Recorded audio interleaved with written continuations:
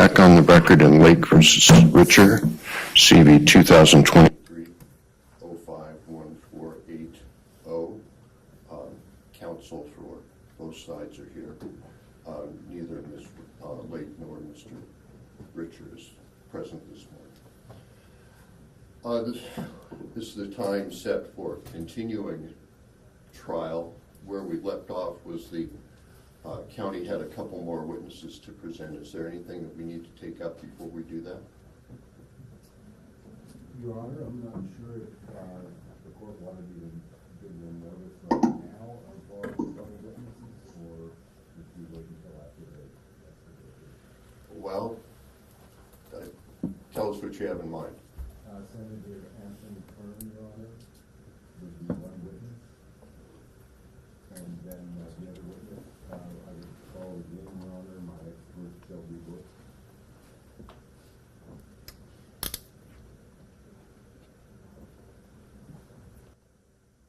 Okay. Let's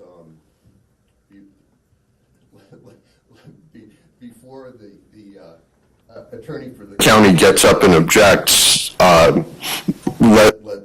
me have a couple of minutes of explanation of what the relevance, what these witnesses would be expected to say and what the relevance is. Your Honor, there was a lot of testimony about violence at the legislature, including, Your Honor, testimony about guns sliding across the courtyard and protesters yelling at children. And so Senator Kern, Your Honor, as you well know, is the chairman of the Judiciary Committee. He spends a great deal of time at the Arizona State Legislature and can testify as to what takes place at the legislature with respect to protests, both on, I suppose we could say, Your Honor, the left and the right. Furthermore, Your Honor, one of their witnesses, Ms. Was it Rodriguez, invoked Senator Kern's name at yesterday's hearing, Your Honor, when she testified that he held her before his committee and would not allow her to leave until she answered a specific question. And so, with respect to what's taking place at the legislature and the violence, Senator Kern is going to offer testimony in that regard, Your Honor. With respect to how he runs his committee and whether or not he holds witnesses until they answer questions, he's expected to testify about that as well, Your Honor. With respect to Shelby Bush, Your Honor, I intend to offer her to discuss what would have been what was Richard's Recorder Richard's testimony, Your Honor. And so there are a number of areas she has explicit knowledge in, and those are the availability. One of those are the availability of signatures, Your Honor, on, for example, verifying and validating signature petitions, Your Honor. So she's got a lot of knowledge and experience in that regard. She's got a lot of knowledge and experience with respect to documents such as the VM-34, which... Okay, hold on, one thing at a time so I can get it straight in my head. The first thing would be that she's familiar with and presumably has participated in the process of verifying signatures on initiative petitions, candidate petitions, that kind of thing. Is that what you're saying? And the availability of signatures with which to engage in that process, Your Honor. Right, okay, all right. And another area would be with respect to the VM-34 and what data is actually sent to a private company known as Runback, Your Honor. And these are all relevant because Stephen Richer, Recorder Richer, gave testimony yesterday, Your Honor, regarding the data that's placed onto the ballot affidavit envelope itself. And she will testify with respect to her knowledge of Runback County policies with respect to the distribution of voter data to anybody in the world who wants it, Your Honor. And the fact that Runback does not get any private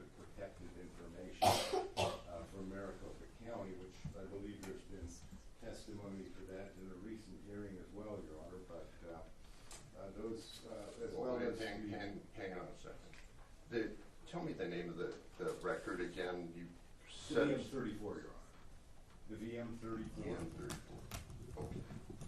So that's made available to a private company. The data that's made available to Runbeck Election Services, which is a private company. Right. The county file transfer protocols it to them for every election cycle so that Runbeck can print these ballot affidavit envelopes and distribute them to all the voters. Right. There was testimony yesterday about the barcode that was on it and what data it contains. And Ms. Bush, Your Honor, and has knowledge with regards to both of those issues, Your Honor. She Well, also, what I'm still trying to understand, though, is how is that relevant to our case? it's relevant to our case, Your Honor, because all the data that Maricopa County gives to Runbeck, and therefore that my client would have access to, Your Honor, is readily available to anybody who simply wants to go down and buy it, with the exception of the signature, Your Honor. So it comes down to the signature and whether that signature is protected. And so all of that data, can be purchased by someone in New Zealand or Tanzania. All they got to do is a formal records request, and Recorder Richard testified to that fact yesterday, Your Honor. Although I don't think I specifically used Tanzania or New Zealand as examples, but the point being the same. Okay. So availability of signatures for petition verification purposes, the availability of the VM34, which, I assume distribution to the election vendor and purchase as for commercial purposes are two different things. Understood, Your Honor, but my client is not seeking them for a commercial purpose. Neither, when any citizen can get the data, Your Honor. Yeah, but I'm still trying to figure out how that. Are you saying that it's available to this company, so therefore it's not private? No, Your Honor. What I'm saying is they give it to this private company, and therefore it's not private, but at the same time, it contains no more data than you can find in a VM34 file, which anybody in the world can do a public records request for Maricopa County, and they will give them that data if this person pays a fee. So this data is publicly available. Oh, Your Honor, I'm not sure I see Mr. Lasota shaking his head yes, and so, we could. I don't think he's Mr. They can stipulate to that. I'm pretty sure he's not Mr. Lasota. You ought to talk to him about whether he wants to be referred to as Mr. Lasota. Oh, I'm sorry. I think that's Mr. Lasota.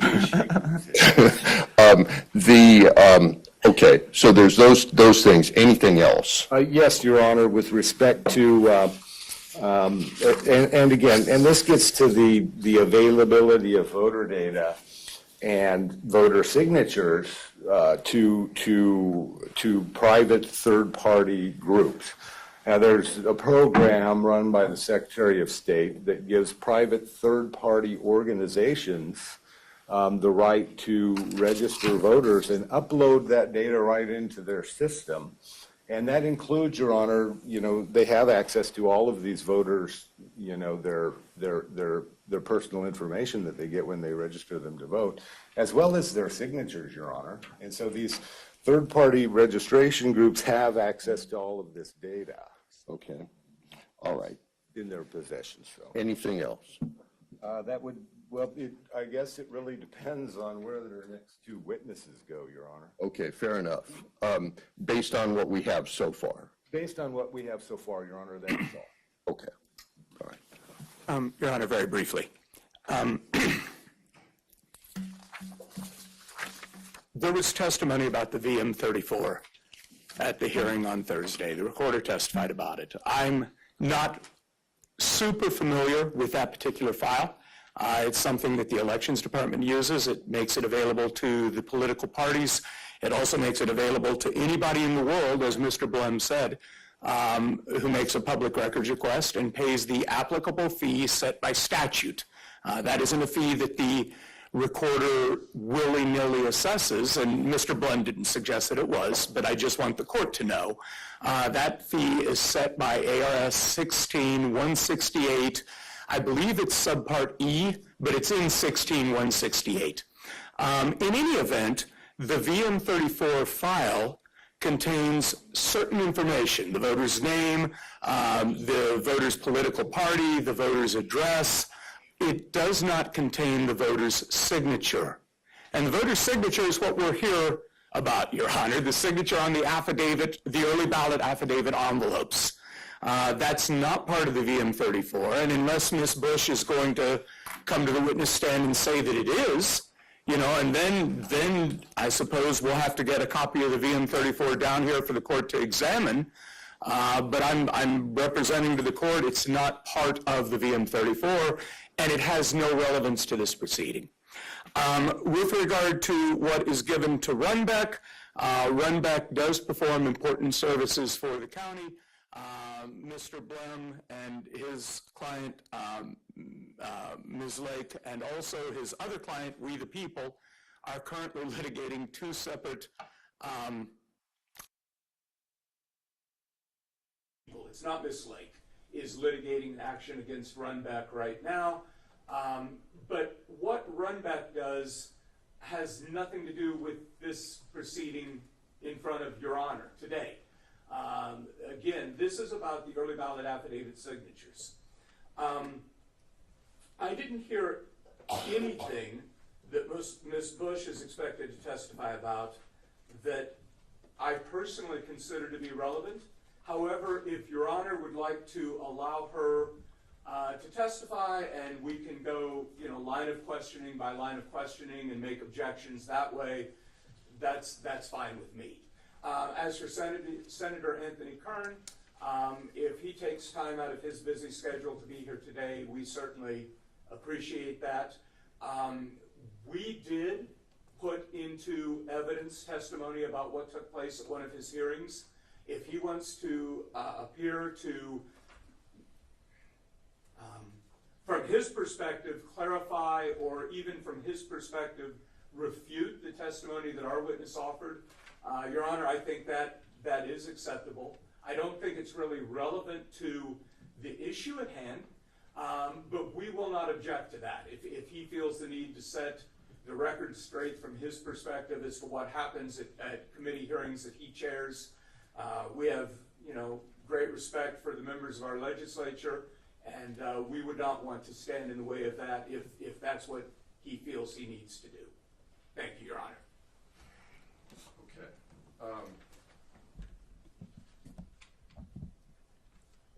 The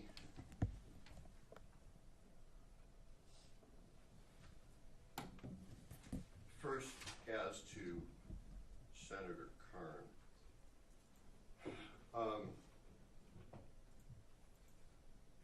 I do have respect for the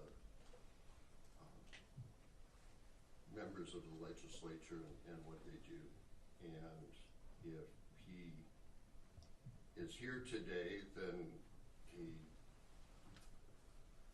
presumably feels strongly about what was said about what happened in his committee, and I can identify that with that. If somebody said something about what happened in my courtroom and I thought it didn't portray me fairly, I'd want to respond too. But frankly, what happened in his committee really has nothing to do with what we're deciding today. And Mr. LaRue said that. That testimony was given. I heard it, but I was not intending to rely on it in any way, because what happened, and I'll just say it, I don't know how to say it any more directly. What happened between a legislator and a lobbyist in a committee hearing truly has nothing to do with whether the ballot affidavit envelopes are public records or not. And what happens in the community is one thing. What happens in the legislature is something else entirely. So, so I don't think, and it's up to me at the end of the day whether to hear testimony, particular testimony, especially in a bench trial. So I just do not find that that's relevant. The other, and I think it would be frankly a waste of his time to give that testimony. He would be better off going back to the legislature, and if he wants to make a public statement about how he runs his committee, that's perfectly fine with me. That might be a better way for him to use his time. No, let me finish it.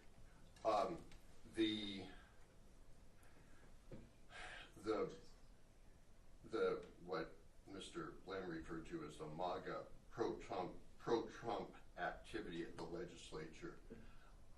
I talked about that the other day. I referred to it during the testimony. I am simply not going to find or suggest or make any even attempt to explore whether some particular group of people are prone to misbehaving in a way that's violent or undemocratic, or however you want to put it. I'm not going there. The reason that I think that some of the testimony I heard is important is because it tells me that passions are running high, but even that's not really the point. I know that. I'm not oblivious to the world around me. The question in my mind really is how the release of this information is going to affect people in that world. And that's a non-denominational, non-partisan, not one side or the other kind of analysis. So I will take as a given, frankly, that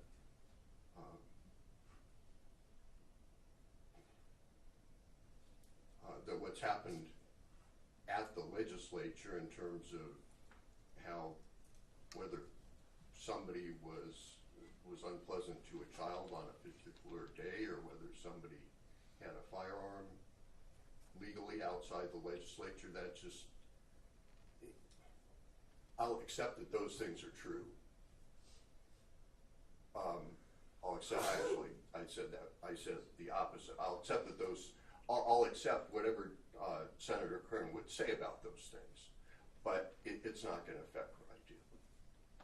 So for those reasons, the motion to call, or the request to call Senator Kern is denied. As far as Ms. Bush,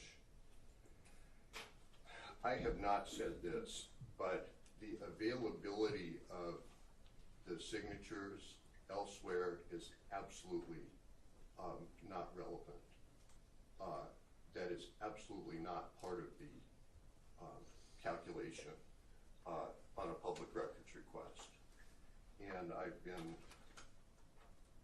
maybe you have the case at the tip of your tongue. Is it the KPNX case? It's the Scottsdale case. It's the case about the birth dates. What's the name of the case? Somebody help me here, because I don't appear to have a copy of it in front of me. Your Honor, I will find the citation. We just refer to it as the Scottsdale Unified School District case. That's the one. But that case involved a request by a news organization investigating whether the district had adequately vetted the teachers for histories of misconduct before they hired them. And the news organization argued that you can get, birth dates aren't really private, you can get birth dates from all kinds of sources. And therefore, the confidentiality, best interest, therefore, the confidentiality, best interest of the state should be discounted because you can get that information anywhere. And the case holds, and it's on, what a lawyer would say, it's on all fours with this case, that doesn't matter. That what matters is whether the people whose information is at issue have a privacy confidentiality expectation, and the court said people do have that in their birth dates. This is exactly the same thing. So the availability of signatures to verify candidate and signature petitions, I'm not sure that it's even enough to say it's not relevant. It's not a reason. It is a zero in the analysis.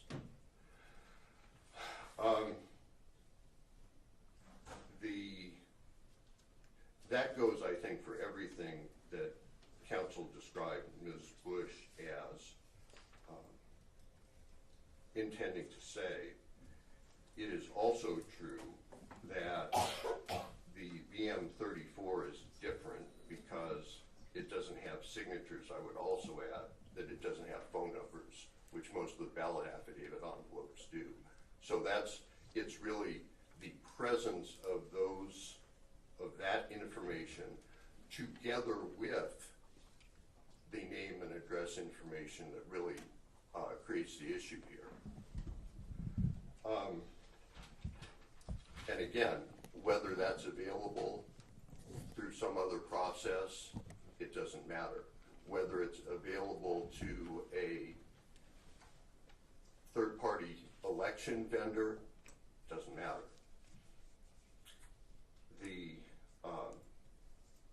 An election vendor also is not similarly situated because presumably they're under contractual obligations to treat the information the same way the recorder would have to treat it, although I don't know that.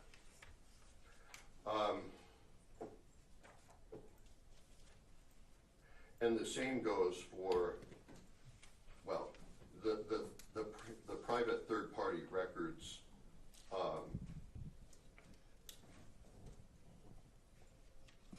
The other issue is access by private third parties who register voters.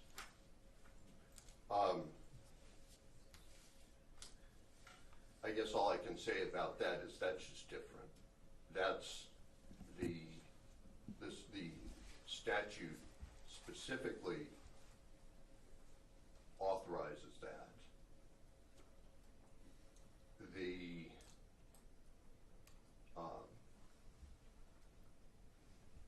I don't know what the limitations on that are. I don't know if signatures, those aren't the signatures we're talking, those aren't even the signatures we're talking about. We're talking about signatures that they collect as part of the voter, the registration of the voters. So that's the signature on the other end of the process, not it's the baseline, the comparison signature. It's not the ballot affidavit envelope signature. So it's not even the same thing.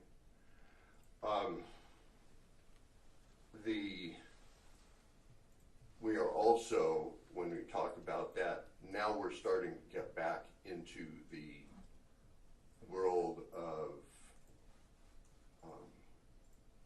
why somebody thinks that there might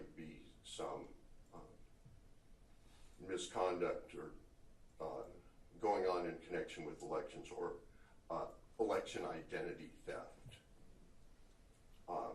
And as I have repeatedly said during this hearing, we're not going there at all, period.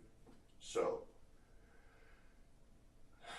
that took more words than I expected, but the bottom line is the request to call those witnesses is denied, provided that if somebody says something this morning that those witnesses or anybody else might have relevant testimony to give in response to, I'll consider that.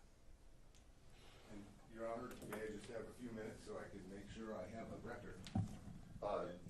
With respect to Senator Kern, Your Honor, the entire premise of their argument is that people should not get access to these signatures because, you know, there might be violence or these ballot affidavit envelopes, not just the signatures, Your Honor, but because people might reap violence on other people. That was the entire premise of their argument as they sat here and gave their testimony before the Associated Press yesterday that was beaming their testimony live across the world, Your Honor. And so Senator Kern can rebut that testimony with his own. With respect to Ms. Bush and her testimony regarding the availability of signatures, Your Honor, in both the political process, I suppose, and in the real world process in which we live every day, Your Honor. Signatures are widely available. Birthdays are not. When my waiter comes to me in a restaurant and says, sign your credit card bill, he doesn't ask me for my birthday. A birthday's an entirely different thing, Your Honor. And Shelby Bush would testify that she can actually send an email to the Secretary of State through their portal, and that the Secretary of State will send her an entire set of petitions with signatures on it so that those signatures can be challenged, Your Honor. And anybody can do this. Anybody. Because they're signatures. And signatures are how people identify themselves in the real world and with respect to our elections. Thank you, Your Honor. The only addition that I will make in response to that is that as to the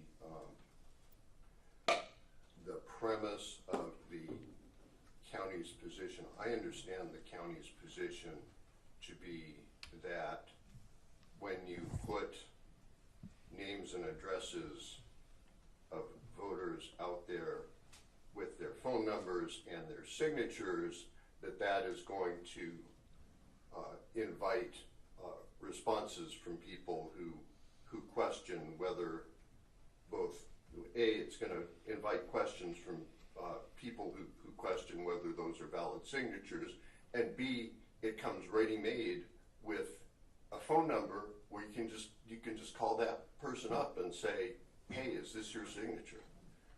Like the one witness testified about the other day about the people coming to their door. That's what I understand their position to be about. So anyway. Your Honor, if I may, you are correct, but there's a bit more, if I can clarify very quickly. Maybe there's something I should think about a little more, so go ahead. Yes, Your Honor, Your Honor stated our position with regard to best interest of the state.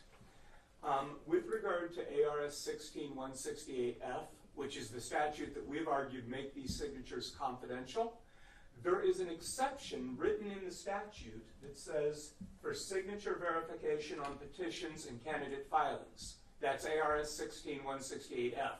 So to the extent that Ms. Bush would testify that she has been able to get signatures for candidate filings or petition, initiative petitions, she's correct. That's what the law says, and the reporter follows the law, Your Honor. Thank you.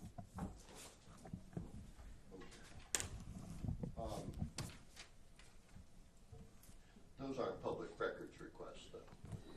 That's correct, Your Honor. It's a statutory request for those who are conducting signature review for candidate challenges and whatnot. And there's a confidentiality provision put into effect to make certain that those signatures, as certain as we can, to make certain that the signatures remain confidential.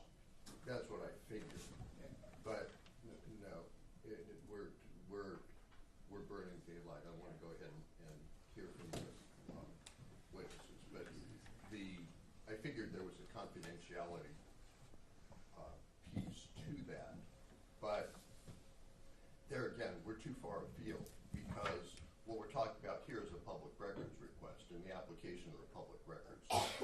And whatever other authority there might be for obtaining this information, other than the public records law, that is what it is. I don't read, frankly,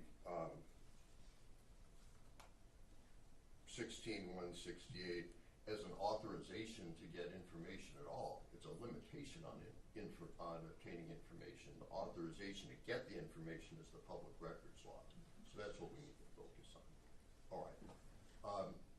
Let's have the county college sense witness. Your Honor, I've got a senator with important business to tend to. Do you want to go? Mind if we took a quick recess so that I could go let him know that he will not be allowed to testify? I don't mind. Let's not take a recess. Why don't you just go talk to him and then come on back and we'll go from there.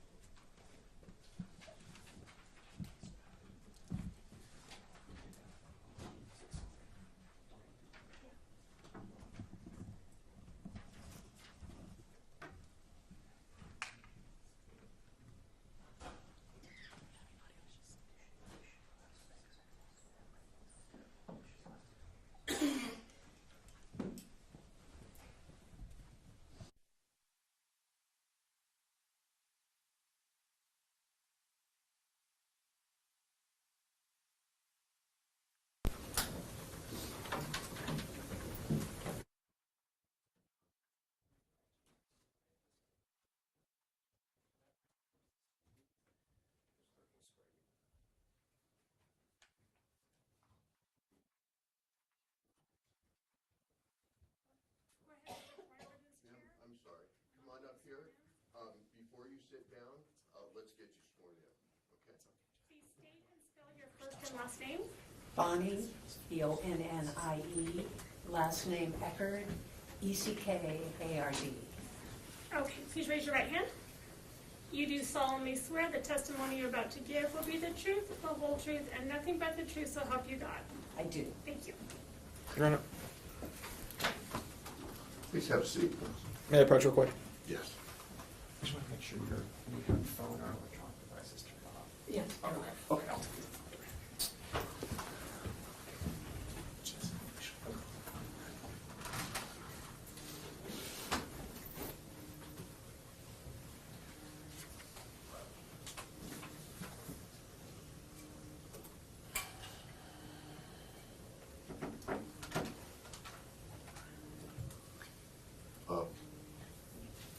Oh, we still don't have Mr. Blam, okay.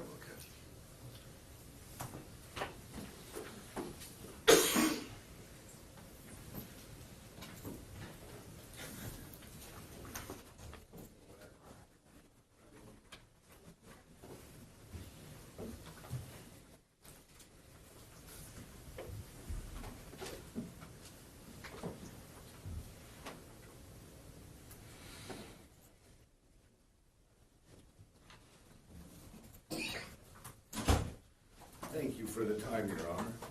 Welcome. All right. Counsel for the county may proceed. Yes, Your Honor, we'd like to call Bonnie Eckard. Okay. She's already on the stand. I'm sorry, Bonnie or Connie? Bonnie. Bonnie for the P. Okay. All right. Very good. Go ahead. Good morning, Ms. Eckard. Thank you for being here today. Good morning. Please state your full name again for the record.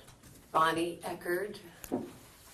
Ms. Eckard, did you vote in the 2020 general election? Yes.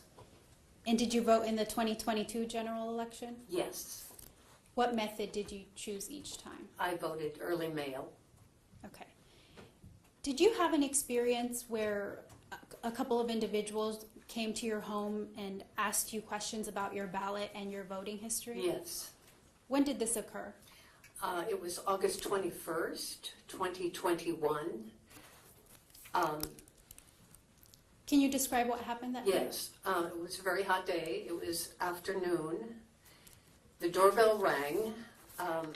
My dog barked, and I took the dog into the front office with Bob, and I answered the door, and there were two people at the door. I asked them if I could help them.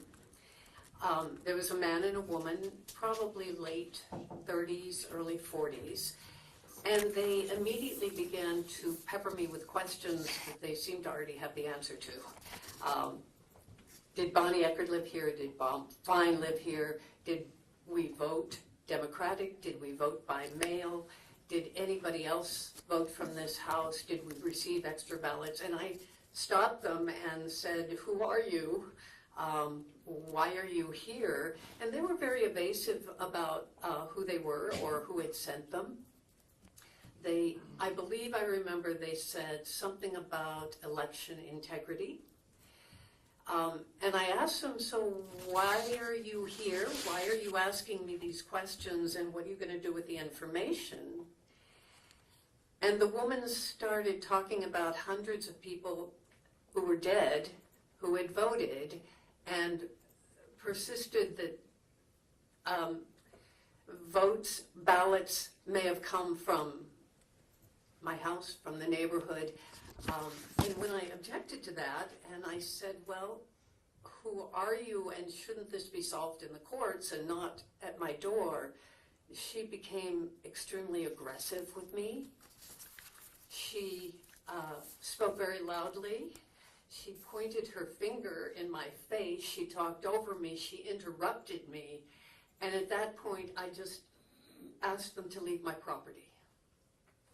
How did you feel about this interaction? I was shaking, quite frankly. And I immediately called a neighbor because they were still on the street.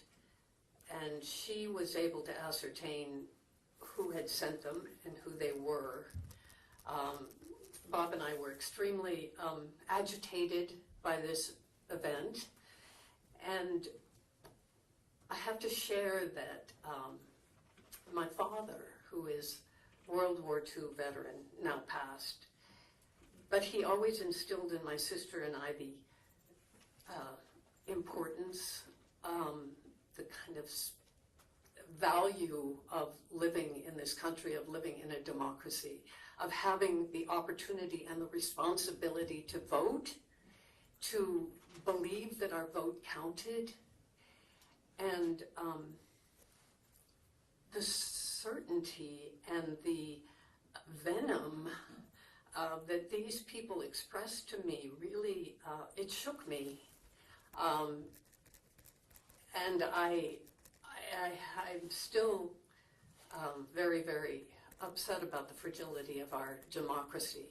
I wrote about it in my journal. I talked to a number of people about it, and I did make a formal complaint. I wrote to Bronovich, who was the Attorney General, and I also wrote to the woman who I discovered had sent those people to our door. Thank you, Ms. Eckard. Now I'd like to pivot a bit to talk about property deeds. Yes. Have you ever owned property in Arizona? Yes. Prior to this case, were you aware that if you signed a property deed, the signature on that deed is public? Now I know. Did you know prior? I didn't know before. Okay. Even now, knowing that your signature is public in that way, would you be concerned if you knew that the signatures on ballot affidavit envelopes could be given out to just anyone who requests them? I would be concerned about that. Okay. Would making the signatures on ballot affidavit envelopes public to anyone who requests them, would that make you reconsider the method that you used to vote? I would reconsider. Why is that? Well, I think I said before, I have always believed voting is a highly symbolic and reverent act, that it involves thoughtfulness and, in fact, privacy. I don't share information about who I vote for, and I don't. I keep it an important part of my life. The signature on the ballot would make me rethink how I vote, and I guess what really concerns me is Bob is 88 years old. We talked about it last night. Would he vote by mail if he knew his signature could be obtained, like all the other information that was obtained when they came to my door? And he doesn't know. But if he didn't vote by early mail, voting in person on voting day would be impossible for him. And he spent 50 years in the classroom teaching American history. It would break his heart not to be able to vote at the end of his life. Thank you, Ms. Eckard. I have no further questions. Ms. Eckard, this incident you relate about canvassers coming to your door, have you ever canvassed? You're going to have to speak louder. I apologize. I'm sorry. Have you ever engaged in canvassing? I have not personally I've not gone door to door, but people have come door to door to me. Okay, it's fairly routine in our system of government. Yes, I've invited people in my home. All right, and do you object to canvassing? No. Okay, well, I apologize if some individuals were rude to you, but do you know if they have anything to do with my client or anybody affiliated with my client? I don't know. Okay, and well, you said that they wouldn't tell you who they were with, they were evasive? Right, they were very evasive. I believe, and this is the year 2021, I believe they said something about election integrity. When I called my neighbor, she was able to ascertain who they were. How did she do that? She asked them persistently who sent them, and they disclosed to her. Yeah, so they told her. Why wouldn't they tell you if they were willing to tell you? I think she was the woman. There was a man and a woman there. The woman was in rather the heat of the moment, and she was busy kind of arguing her unproved conspiracy point of view. And so at that point, she wasn't answering where they were, who had sent them or anything, so I just asked them to get off my property. My neighbor was able to question them further. Okay, and so she didn't necessarily kick them off her property, correct? No, in fact, they were on our street. Yeah. And she went and talked to them, right? All right. And did you know that your address and all of that stuff can be obtained from the county pretty readily? Are you aware of that? I guess I do now. Yeah. I mean, at the time, it was pretty startling that they were bombarding me with information that they seemed to know, and I didn't know who they were. Okay. I mean, I assumed. Well, is that what caught you off guard, that you didn't know who they were and they seemed to know more about you than... That caught me off guard, yes. Okay. So might that have been what led to some of the hostility? Did you get defensive? Well, they immediately started talking about dead people voting. Okay. And that dead people voting was what provoked the concern on my part that these were unproven conspiracy theories that someone was either trying to convince me about or frighten me with. When was this? It was August 21st, 2021. Okay. In the afternoon, it was really hot out. Yeah. What was taking place at that time, do you know?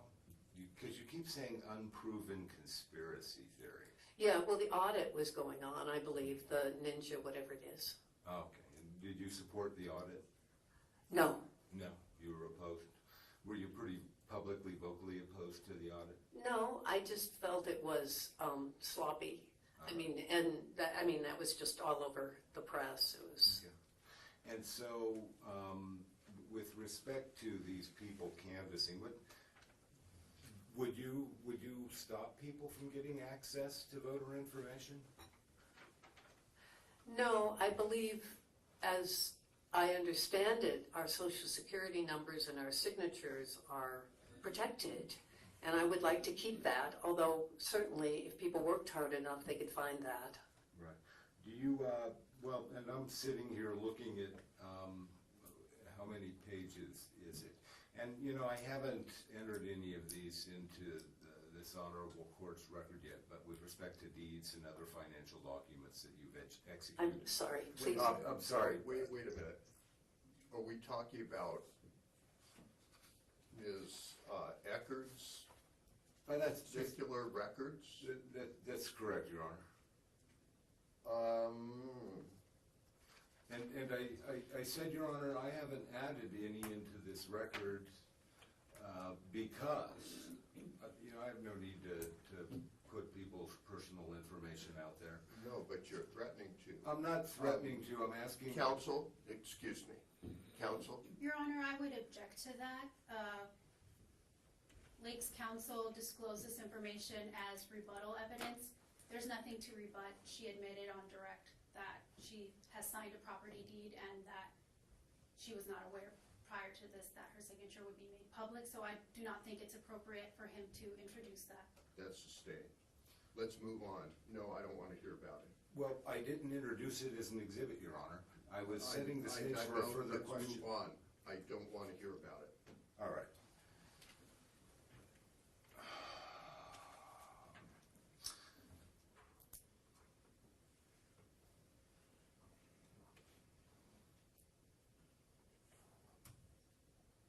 With respect to your participation in our form of government, do you sign petitions and initiatives and things of that nature? Yes. Yeah.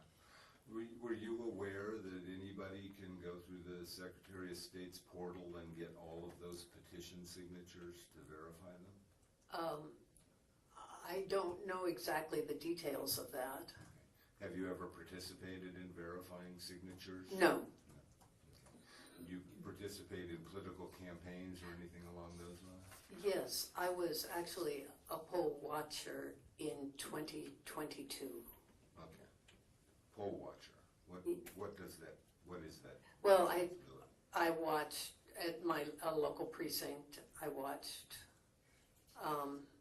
the process and made sure everyone had voted. And I also came downtown here after the election and I did watch the signature verification. I was quite impressed. Okay. I didn't know how it worked before, so I learned a lot. And thank you for your participation in that. You testified that if your signature was on the ballot, it would make you think twice about voting? Yes. Not about voting, about how I voted. Oh, okay. And so were you speaking about the ballot because nobody's asking for that to happen? Nobody's asking for what to happen. For people to have to sign their ballot? For people to have to, I'm sorry, I don't understand the question. Well, you had testified that if your signature was on your ballot, it would make you think twice about voting. No, if the signature was on my ballot and that was made public to everybody to get it, that I would have to think twice about whether I would submit my ballot by mail. And I just want to make sure the record is clear. You say ballot, and we're here talking about ballot affidavit envelopes. Okay, so you're not talking about the green envelope? I'm talking about the green envelope. The ballot is what you vote. Oh, okay, sorry, I was not clear. If I had to sign the green envelope and that signature became public to anybody who wanted it, that might change how I voted. Okay, so you might decide to vote differently. I might decide I had to vote in person. And so now knowing that people can access your signature on initiatives and petition, will that stop you from signing initiatives and petition? Yeah, I'm sorry, I'm going to have to have you speak into the microphone. All right. now that you know that the public can access petition and initiative signatures to verify those signatures, will that stop you from signing petitions and initiatives? Hold on, ma'am. That's actually misstating what happens. Campaign committees and people who are in the authorized practice of verifying signatures can do that. I haven't heard anybody say that they're available to the public. Your Honor, the expert I want to have testify today has done it not as part of any campaign committee or any organization that's otherwise representing a campaign committee. They have requested campaign or petition signatures from the Secretary of State, and they have obtained them on their own so that they can verify signatures and challenge petitions for candidates and initiatives, Your Honor. And they're not affiliated with the campaign. Well, okay, but you know what,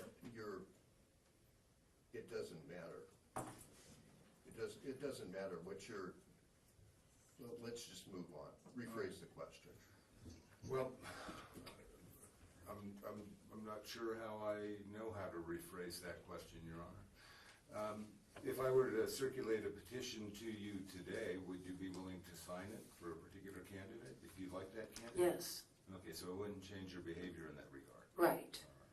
If you were to go buy a new house tomorrow, would you still want to go buy that new house tomorrow? Yes, Even though you know your signature is going to Yes. be on public record?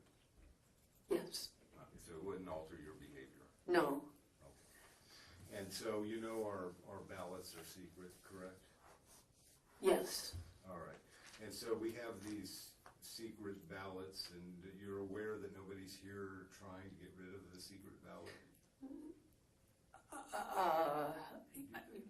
Do you know why what's the we're question? here? I'm sorry, am I aware that I tried? We're not trying to get rid of the secret ballot. That's not why we're here. I see. Yeah. Understand that? You know, explaining to her what you're doing is kind of, that's not helpful. Let's move on.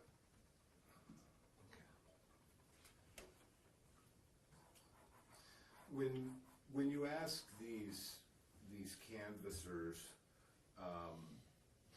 to leave your property, did they leave? Yes, Okay. And how long were they there in total? I was trying to remember. It was for sure under 10 minutes. It may have been 7, 8 minutes. Okay. And so you didn't feel threatened or the need to call law enforcement? No, I felt intimidated. Okay. I felt the aggression was present. I did not feel physically threatened, but I felt emotionally and psychically abused. All right. And was that because they were canvassing, asking about dead voters? It was the tone and the body language and the interrupting. I mean, it was very frightening and aggressive to me. Okay. And so, how long was it after this incident? Do you remember the date of the incident? Yes, August 21st. August 21st. How long after that was it before you called I believe it was the AG? I wrote to Bronovich on the website they had there. And I also wrote to the woman who had organized these people.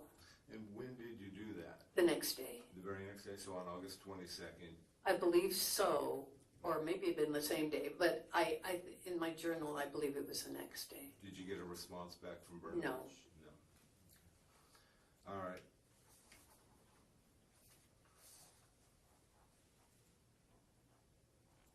I have no further questions, Your Honor.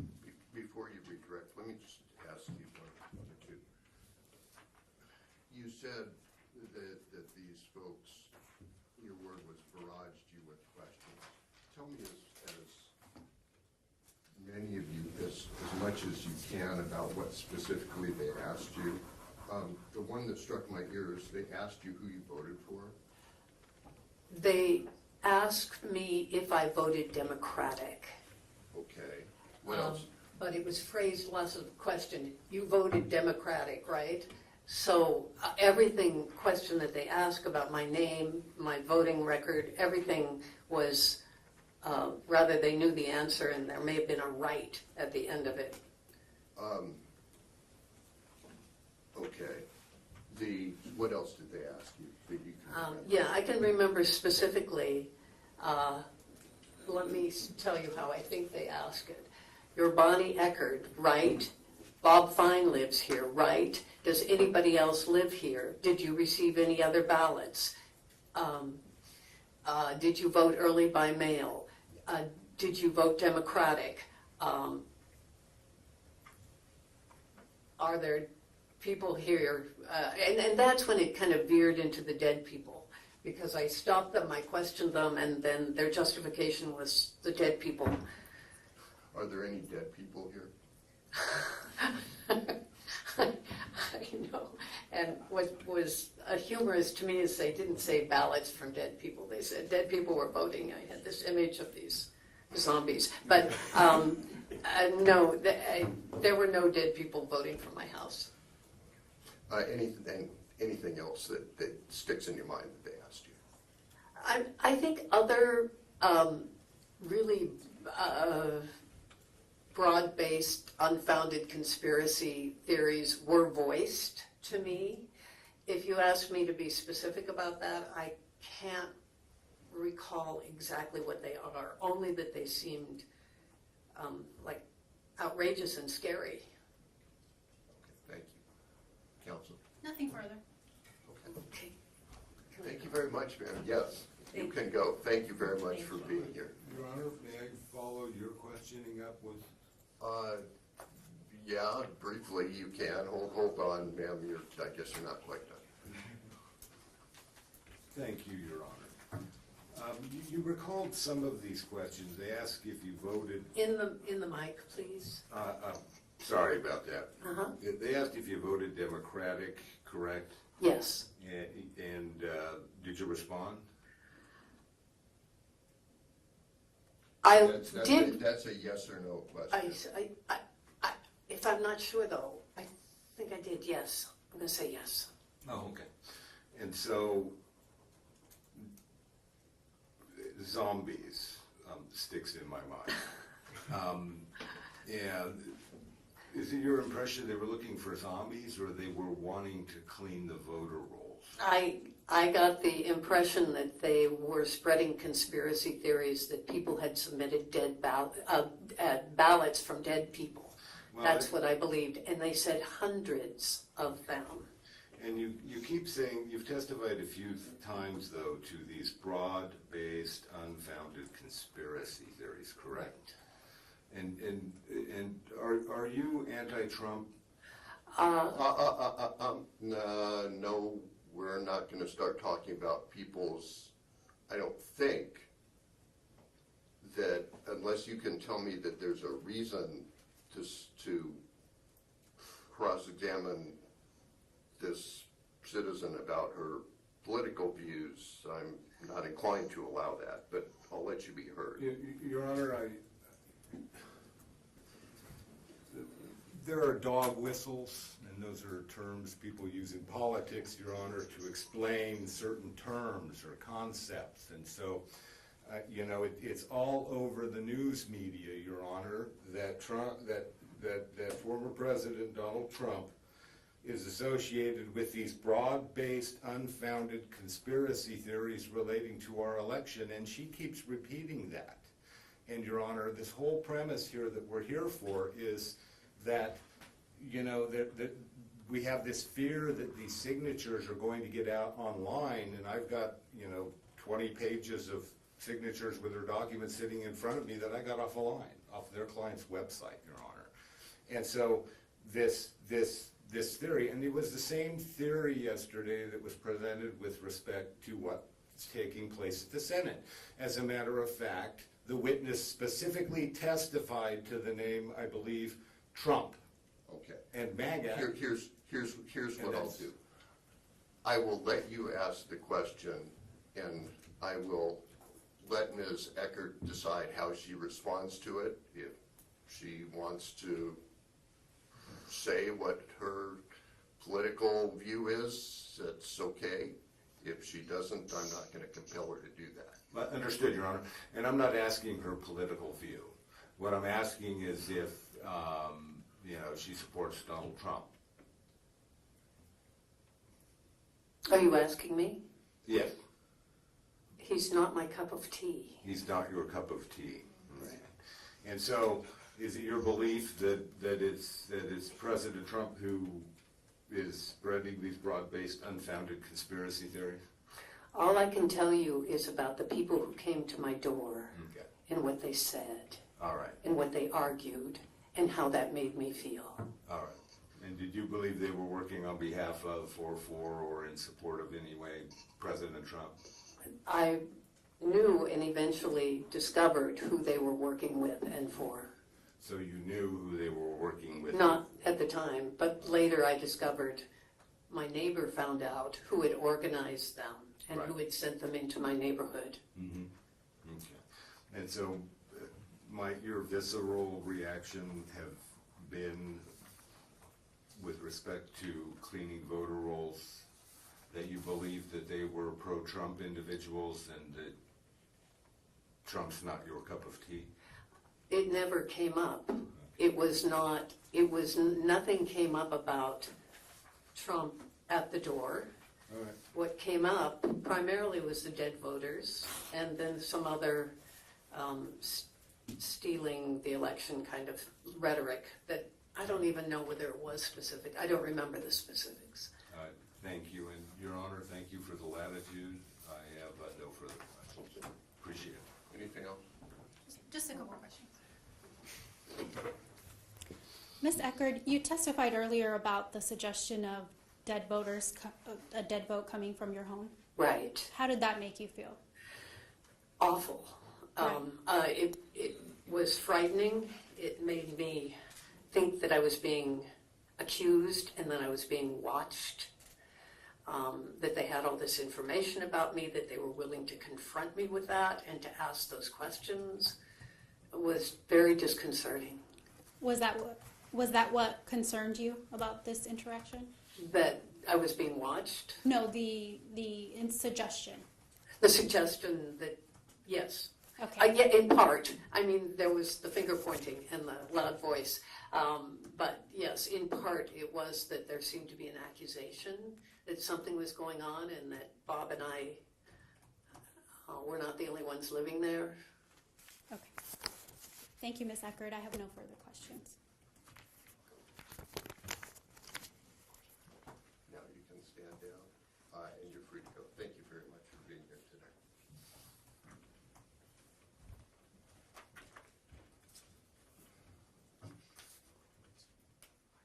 Let's go ahead and get started with the next witness. We may not finish before the break, but let's Okay. go ahead. We'd like to call Christy Passarelli. All right.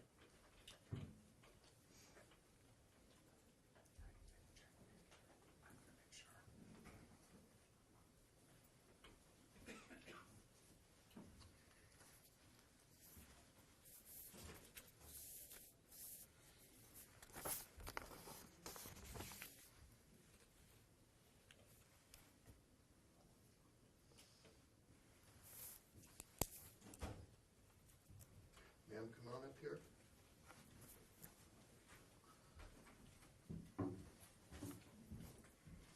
Before you sit down, we'll get you sworn in. Please state and spell your first and last name. Christy, K-R-I-S-T-I, Passarelli, P-A-S-S-A-R-E-L-L-I. Thank you. Please raise your right hand. You do solemnly swear the testimony you're about to give will be the truth, the whole truth, and nothing but the truth, so help you God. I do. Thank you. Good morning, Ms. Passarelli. How are you today? Good morning. Fine, thank you.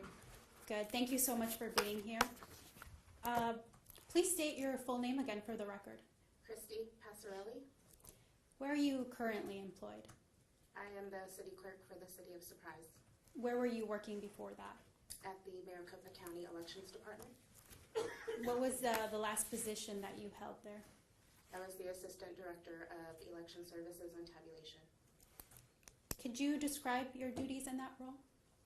Sure, I oversaw all things related to the ballot. So from creation to tabulation, our logic and accuracy testing. On the election services side, it was the beginning, which was candidates and campaign finance. What were some of the other positions that you've held there? I was assistant director in general previous to that.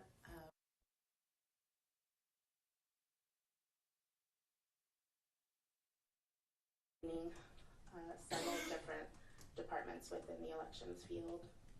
And in total, how many years have you worked in elections for Maricopa County? In June, it was 31.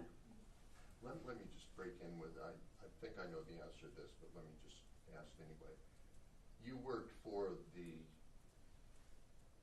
you didn't work for the recorder, correct? I was the elections department as a whole. So when I first started, it was under the umbrella of the recorder's office. Oh, when did that change?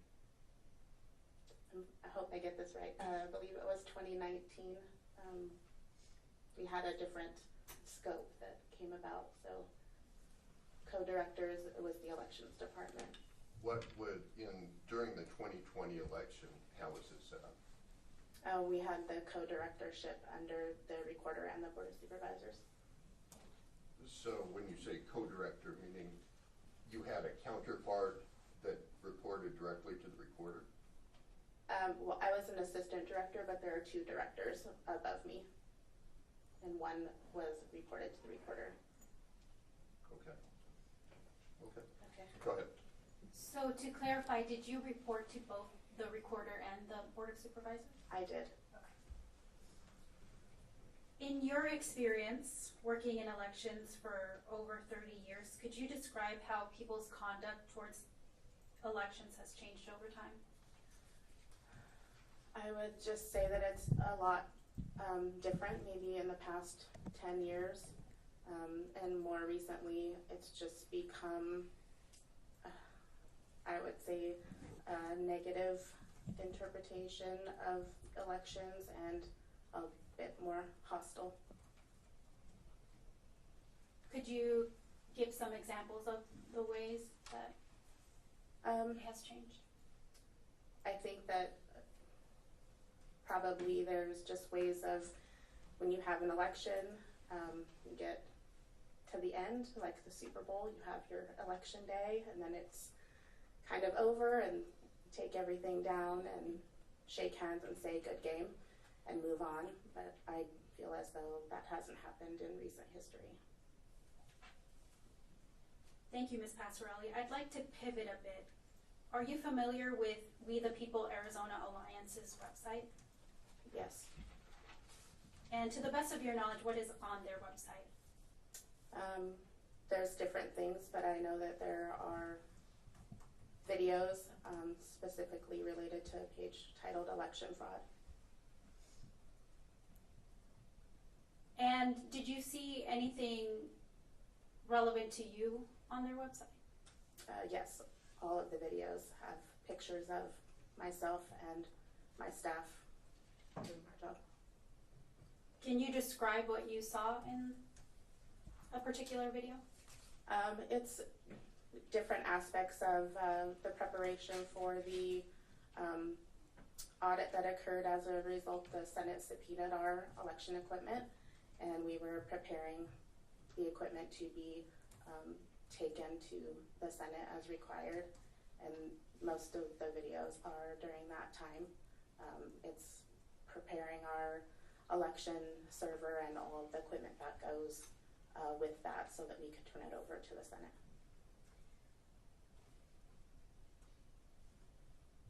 Did you see a video with perhaps with your picture on it? Yes, there are multiple. Multiple? Was there any suggestion about your activities in the elections department? There are different captions. I don't remember them all, but there's several that are accusing us of committing fraud and deleting the election results from the server. What do you think was the purpose of those videos? I don't know what the purpose would be. Speculation. Well, she said she didn't know, so the answer can stand. Following these types of accusations, you mentioned there was an accusation of deleting information. Were you the target of harassment and threats? Yes. When did that begin? My timing might be a little bit off, but it was all started around the time of preparing the equipment for the audit and continued. It would die down and then it would come back. Was that in 2021? 2021 and 2022 as well. If you recall, could you give us some specific examples of the threats that you received? Sure, I had lots of different ways that my picture was being circulated around social media with several captions highlighting the word treason, several nasty phone calls and voicemails, emails, Facebook messages, any way that someone could find a way to contact me, they did. How did you feel about these threats?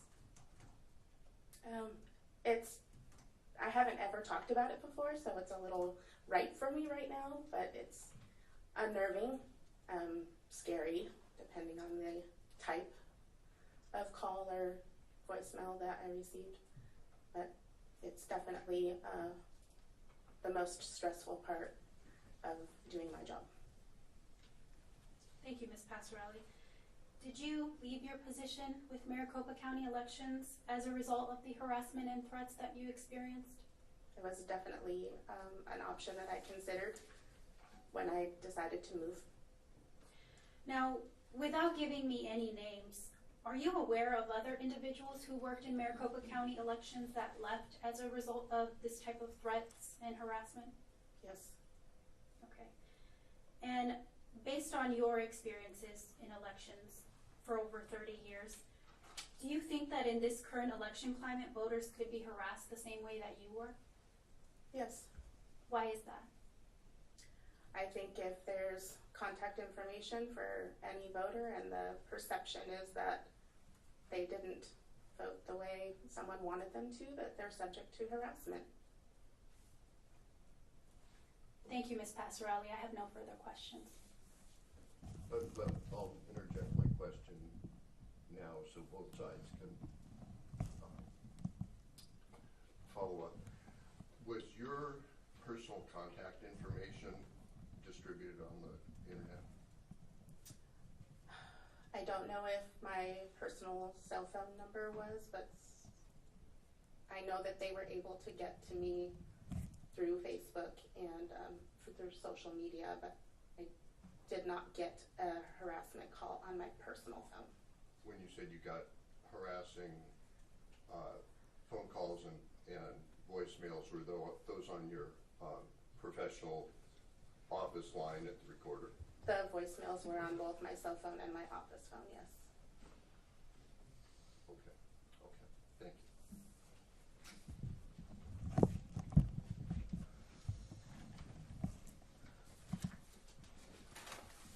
All right, across the camera. Good morning, Ms. Passarelli. You recently, was it? Well, you know what? I apologize, Mr. Blem. It's 25 after 10. So rather than have you get started and then catch off after a minute or two, let's just take a 15-minute recess right now and then we'll come back and continue your examination.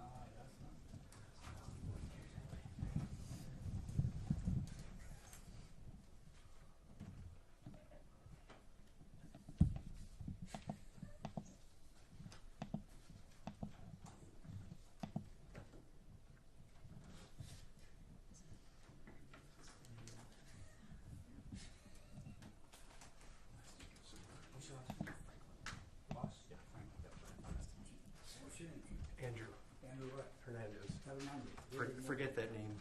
Why? I'm just kidding. Just this day at Nice least. to meet you. Who could I contact at the station to find out about getting some video? What kind of video do you want? I don't know. Somebody wants something. I don't know what is it. Shoot. I'll send you an email. Yeah, I can find it. Thanks. Yes, sir. Good. Appreciate it. Didn't mean to interrupt your work. No, sir, it's okay.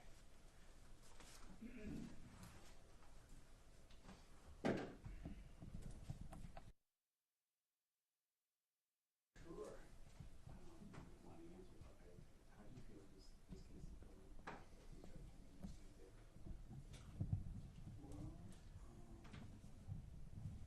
Well, I didn't really think it. No, I can get from treatment. I like some of those when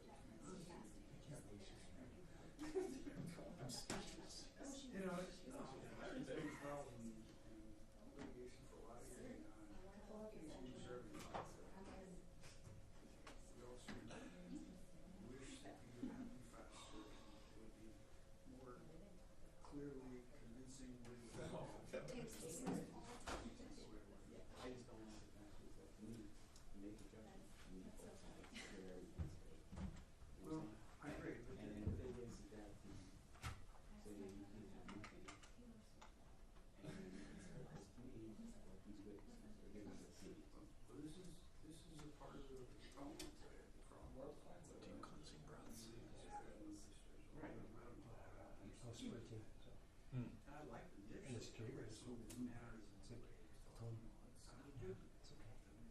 You can stand here for another 9 hours.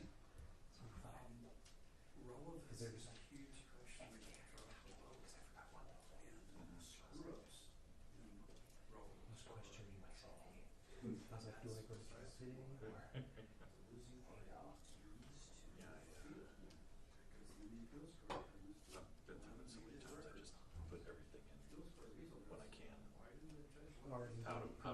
Out of my pocket. You belt already. It's because the Supreme, some courts don't require you to take your belt off.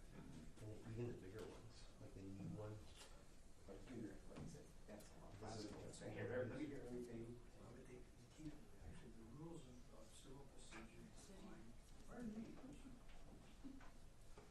is the responsibility of the umpire to decide what comes in, what comes out, has to be, you can't just sit and listen to everything. So I got an hour and a half, or I got 3 hours, or whatever, I gotta decide what I'm gonna hear, in order to make my decision. And if you don't like my decision, go to the next level up.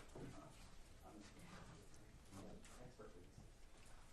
Well, even then, I think it just has to be decided whether you're an expert and what you're claiming to be an expert is relevant to what I need to decide. And as it is run, obviously, but that's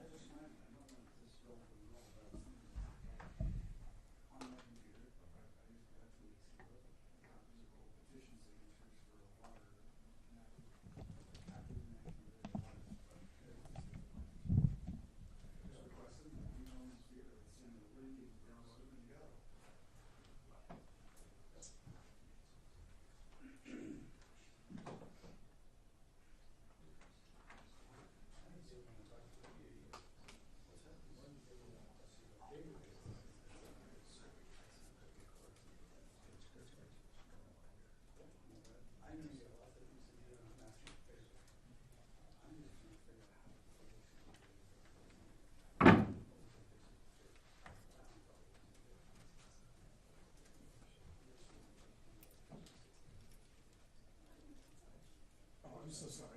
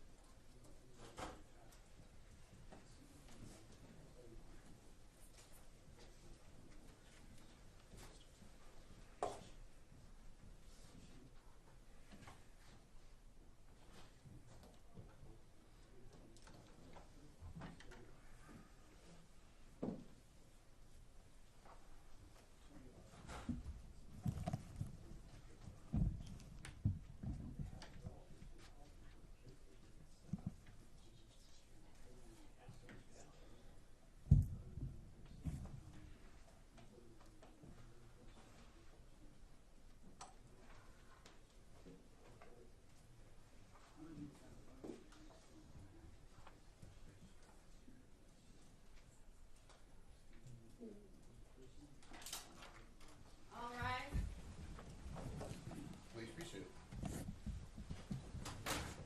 All right, Ms. Passarelli, come on back up.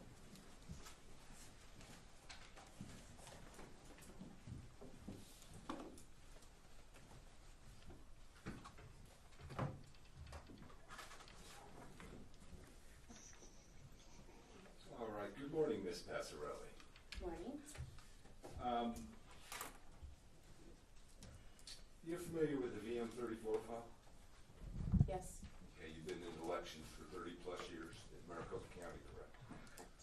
If I were to, as a citizen, request your VM34 file, would that be provided to me? No. No? By records request? VM34 is a party file. Excuse me? That's the data file that is provided to the political parties under statute. Okay. But I, as a citizen, can public record request and get access to that, correct? I believe Maricopa County's already stipulated to that effect. Yes, it's a different file number, I believe. Okay. Would that contain your phone number? If I have it on my voter record, yes. Right. All right. So putting your phone number in your voter record is completely voluntary, is that correct? Yes. All right. And so if I, as a member of the public, or someone from Tanzania as a member of their public, does a public records request and pays this fee, they can get access to your telephone number, correct? Because it's in your VM34 file? If it's part of your voter file, yes. Okay. Your Honor, I would object to this line of questioning. This has nothing to do with what she testified on direct. If that's the objection scope, I'll allow a little bit of latitude. Thank you, Your Honor. Thank you, Your Honor.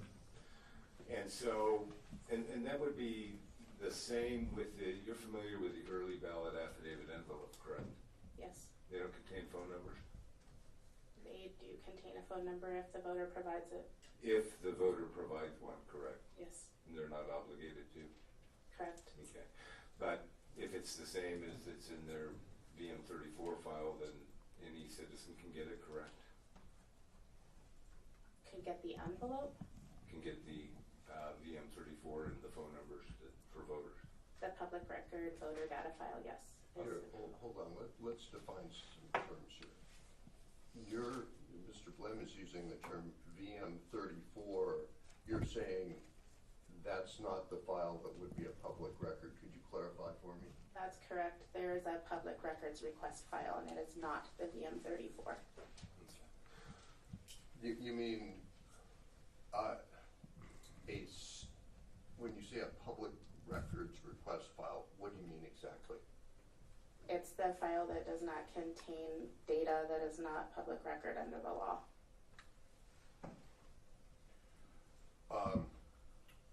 And what is that file? What is in that file? I'd be racking my memory. Hopefully I get Do you them know? correctly. I'm not the voter registration specialist, so it would be name, address, phone number, but not anything else that's not required under the public record statute.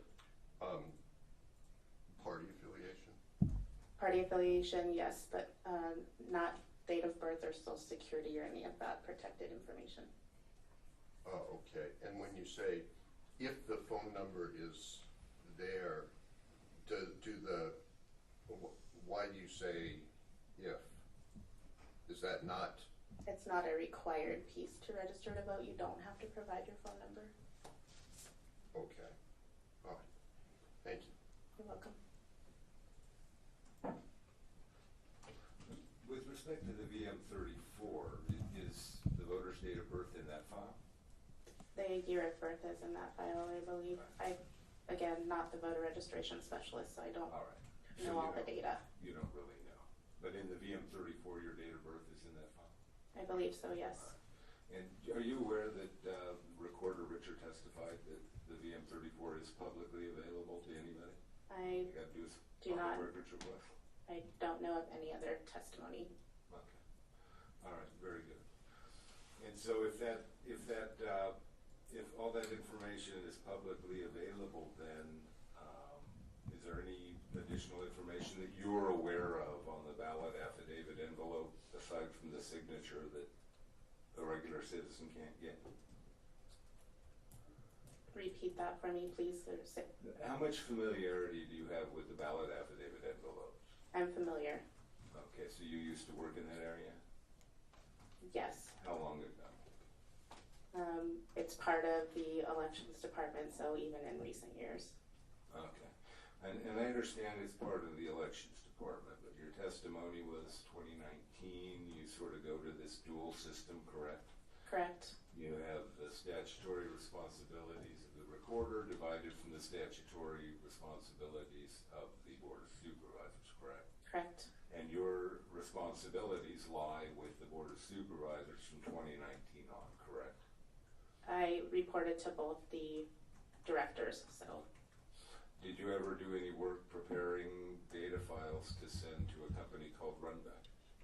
No, I did not prepare data files. You didn't do that. Did you ever have any conversations about what data to send to Runback so that it could mail ballot affidavit envelopes to voters? Yes. Okay, and what data was that?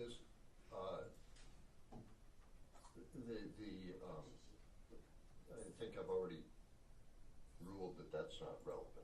Well, I thought you ruled by witnesses' testimony was relevant. Yeah, it's not relevant when the other witness is going to testify to it. It's not relevant when she testifies to it. It's exactly the same. Okay, well, I apologize, Your Honor, and the reason I'm asking, Your Honor, is that, you know, Your Honor made the statement when it was objecting to or was denying my witnesses that, you know, most of these ballot affidavit envelopes have phone numbers on them which are protected, and so, you know, this line of testimony gets, you know, to what information this third-party company has that my client would get access to. The ruling stands. Thank you, Your Honor. All right, and so the telephone number then, if a voter's provided it, the public can get, correct? Correct. Along with their address, their voter registration, party affiliation, that stuff. Correct. All right, their full name. Yes. Okay. And so that's not something one group like We the People that you're aware of is out there providing people illegally or anything like that? I don't know anything about them. All right. And you specifically testified with regards to We the People and videos. You've seen their videos, correct? Yes. Okay. Is the video that depicts you, do you know if that video was ever submitted to the Attorney General of the state of Arizona? I don't know. You don't recall? Does that video depict you allowing somebody with unauthorized access to access the server? It does not. Does not? Okay. And that would be, you know, for, I guess, somebody else to decide, not me, but does the video depict you going into the server room with Yeah, another? now we're catapulting the falsehoods. Your Honor, I'm not. Stop it. I'm not trying to catapult. Stop it. Okay, Your Honor. Stop. She raised the issue of videos, and so Stop it. Ms. Passarelli, the We the People videos that they put online, do they blur individuals' faces out? No. No. Okay. She's just specifically answered a question, no, Your Honor.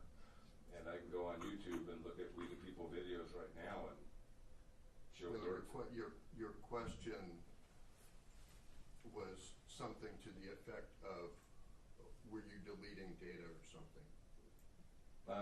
Let's move on. Your Honor, my question was, when We the People puts out videos, do they blur faces? She just answered that one. I allowed that one and it was answered. Well, Next and she question. said no, Your Honor, and so, you know. So next question. Is your face blurred in any of the We the People videos? Not the ones I've seen. Okay, how many have you seen? Just the ones that are on their website. And I know there was some that were circulating a few years ago on social media. Okay, how many of them are on their website, specifically of you? I'm trying to recall, 3 or 4. Okay, so it's your testimony that there are 3 or 4 videos of you on We the People website in which your face is not blurred. Correct. Okay, do those videos say who you are? Yes. Okay. Do they give your private contact information? No. Okay. Where did We the People get these videos? I don't know if it was part of a public records request. I'm assuming so. Are there video cameras at MC Tech? Yes. Okay, why? We're required by statute to put live stream videos for tabulation. Okay, you're required by statute to have video at MC Tech, correct? Correct. Okay. Who has access to that video? It's publicly available on our website. It's publicly available to anybody in the world, Yes. and all they have to do is log into your website. Correct. All right. And so people don't even need a public records request to get access to video depicting you or others working in Maricopa County Technical Center, correct? It's live video, so I don't know if they had recorded video or not. Okay. All right.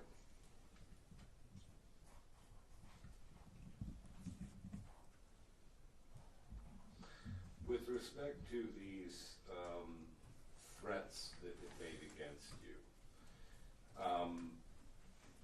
do you, really quick, let me go back. All of the videos you have seen depicted of you, are all of those videos, you know, if I were to log on to Maricopa County website right now and go to the MC Tech video feed website, are all the videos you're depicted in from inside MC Tech? The videos that are on the website are from McTech, yes. Okay, every one of them. Yes. Okay, so every one of these is a public video, is that correct? It's a video. I don't know how they were received. Okay. But they're all public, correct? The live stream is public, yes.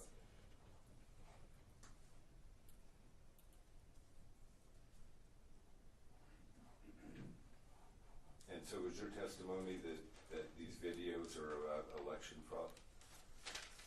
No, that's the highlighted title on that page. Okay.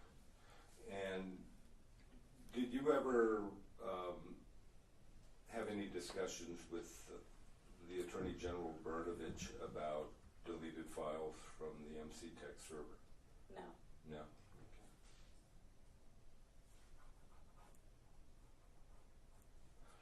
Okay. And so it's your testimony that there was no harassment until the audit? I can't recall the first time that my picture was circulated, but it was around that time, shortly after 2020. Shortly after 2020? Well, do you know when the audit was? 2021. 2021, okay. So what was taking place then, might have been before the audit? It was in 2020, is that correct?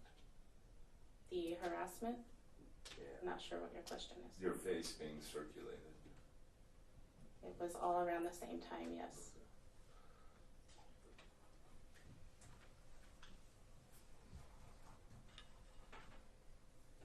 Then do you have any of these Facebook messages?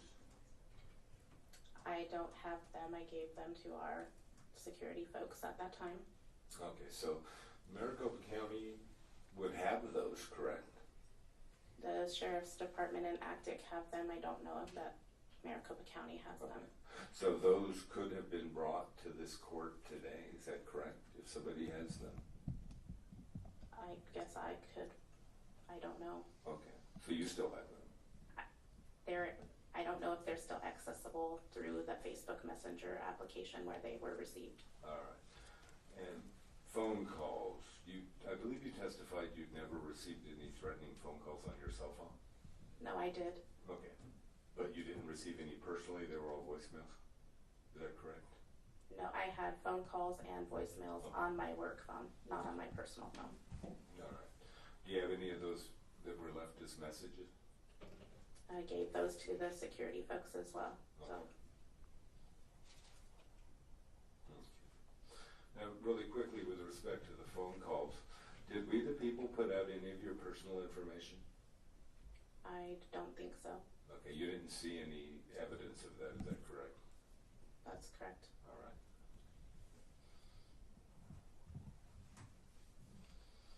And so, you currently work for, I believe, is it Surprise now? Is it city manager or something like that? I am the city clerk for the city of Surprise. Okay, the city clerk.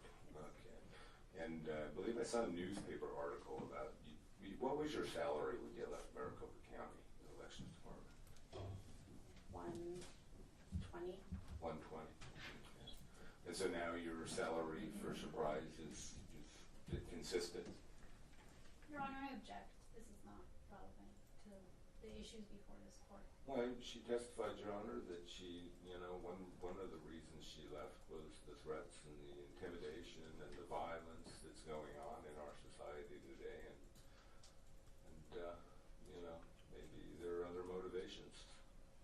Did you get a raise? Yes, I did. How much?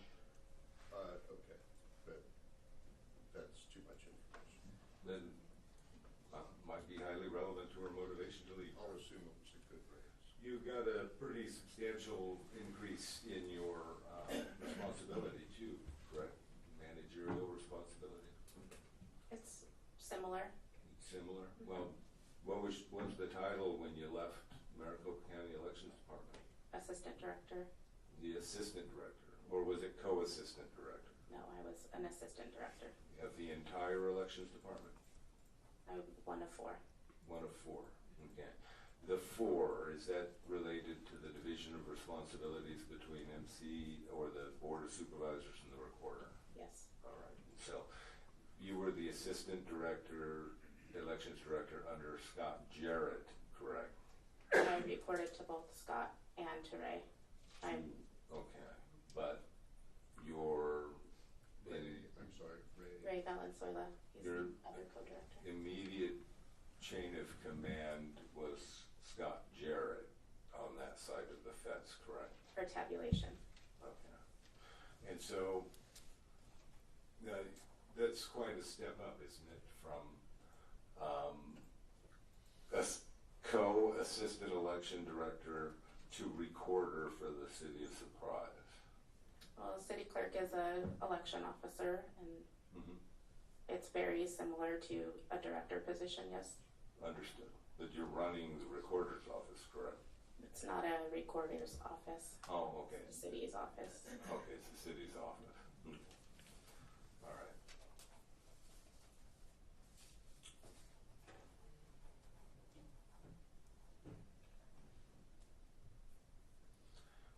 You testified that, you know, if what my client is seeking in the terms of public records,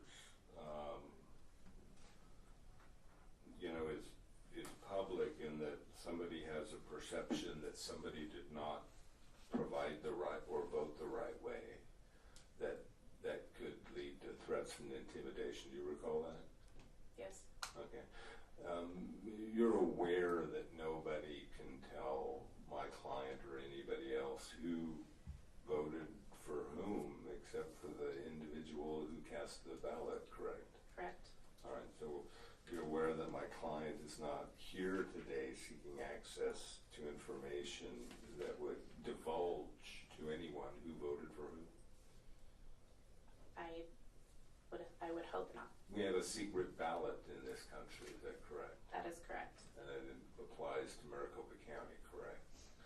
And so access then to the ballot affidavit envelope doesn't provide anybody any information, does it, about how or who someone voted for?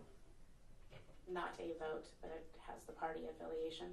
Okay, so are you saying the absentee ballot return envelopes contain party affiliation?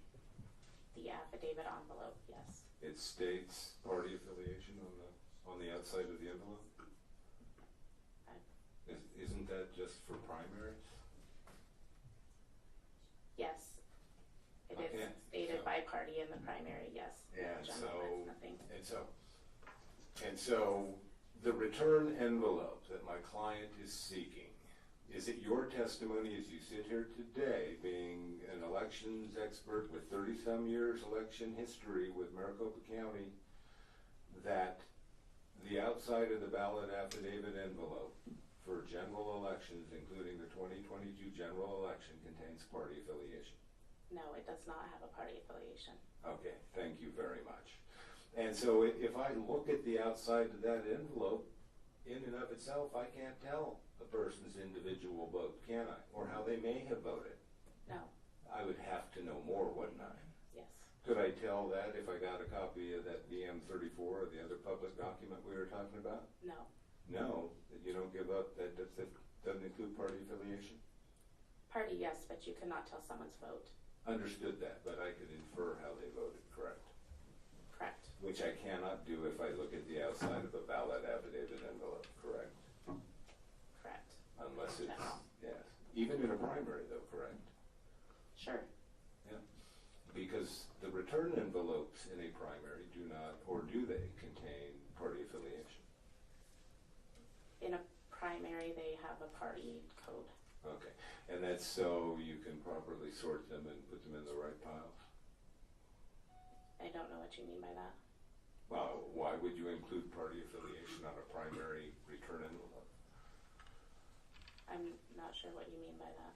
Okay, you testified that the return ballot affidavit envelope that's signed by the voter in a primary has party affiliation. I believe that it does. You believe it does? Yes. Why? Primary. Why? What's the purpose of that? It's the ballot style that goes in the envelope. Okay. Well, there are tens of thousands of ballot styles in these envelopes, isn't that correct? That's correct. Okay, why would you need to know party affiliation ballot style? It's part of the checking that you do when you're on a processing board, which is under the recorder and not my expertise. Okay, so you don't know then, fair to say, That I don't know what. whether or not they have party affiliation on the ballot affidavit envelope for primary? I said that I believe they did. You believe they did, but then you just just said it's not your expertise. I not oversee that department.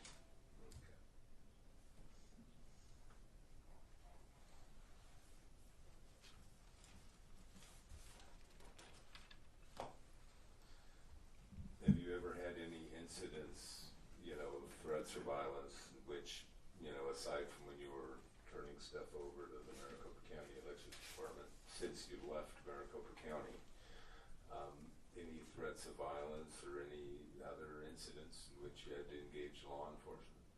No. No. Okay. And so, when was your last threat or incident? It was around the primary election for 2022, was the last week long-ish. So back prior to the primary. Yeah, things resurfaced, but I don't know how long they were circulating. Yeah. The pictures had resurfaced and the captions had resurfaced for a short amount of time. And so nothing prior to the general? I believe it was between the primary and the general, so during that time period, yes. Yeah. Okay, so it's been a while then? Yes. All right. And no physical harm or anything like that? No. No. Do you know if other individuals get threats of violence, people maybe on the other side? I don't know what you mean by the other side. Well, I guess you have elections directors, election staff, and then you have people, who are doing public records requests because they, want to check into issues like election integrity. Do you know if they get threats? I don't know. You don't know? Okay. All right. Well, then, I believe let's see here.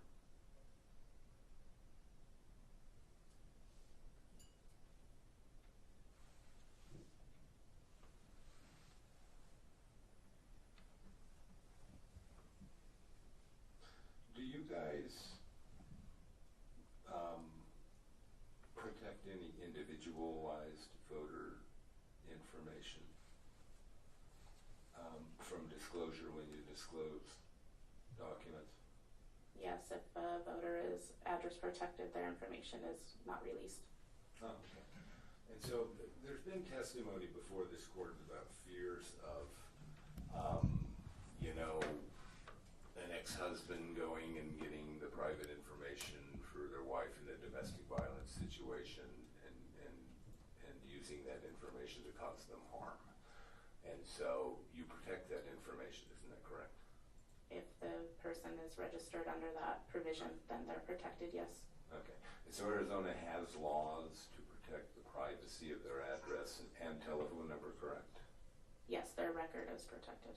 All right.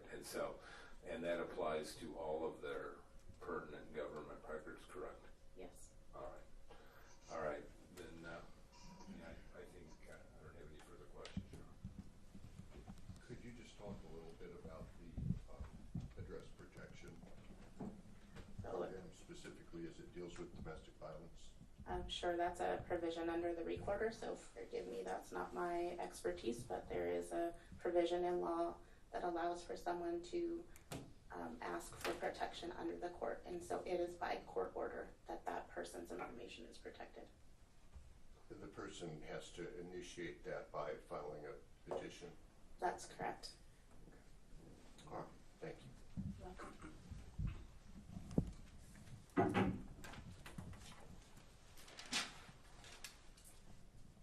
Lake's counsel suggested that you can infer the way that a person voted by their record. Do you know whether Republicans always vote Republican? No. What about Democrats? No. Okay. Lake's counsel also suggested that the videos of you on We the People Arizona Alliance's website are simply just public videos that are streamed. Is that the case? I don't believe so, no. The videos that are available are live streamed, so those videos were obtained and recorded. Are those videos coupled with accusations as well? Yes. Okay. No further questions, Your Honor. All right, thank you very much, Sam. You can step down. Thank you for being here today.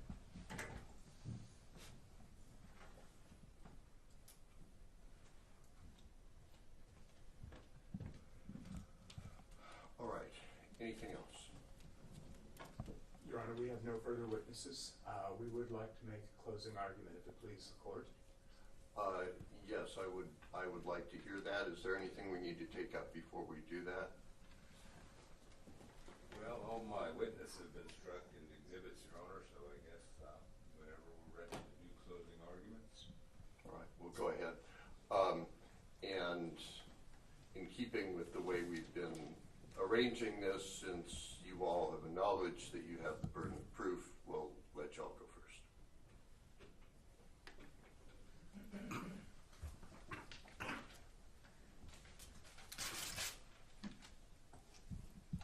Are you going to be using the screen? I will not, Your Honor. Okay.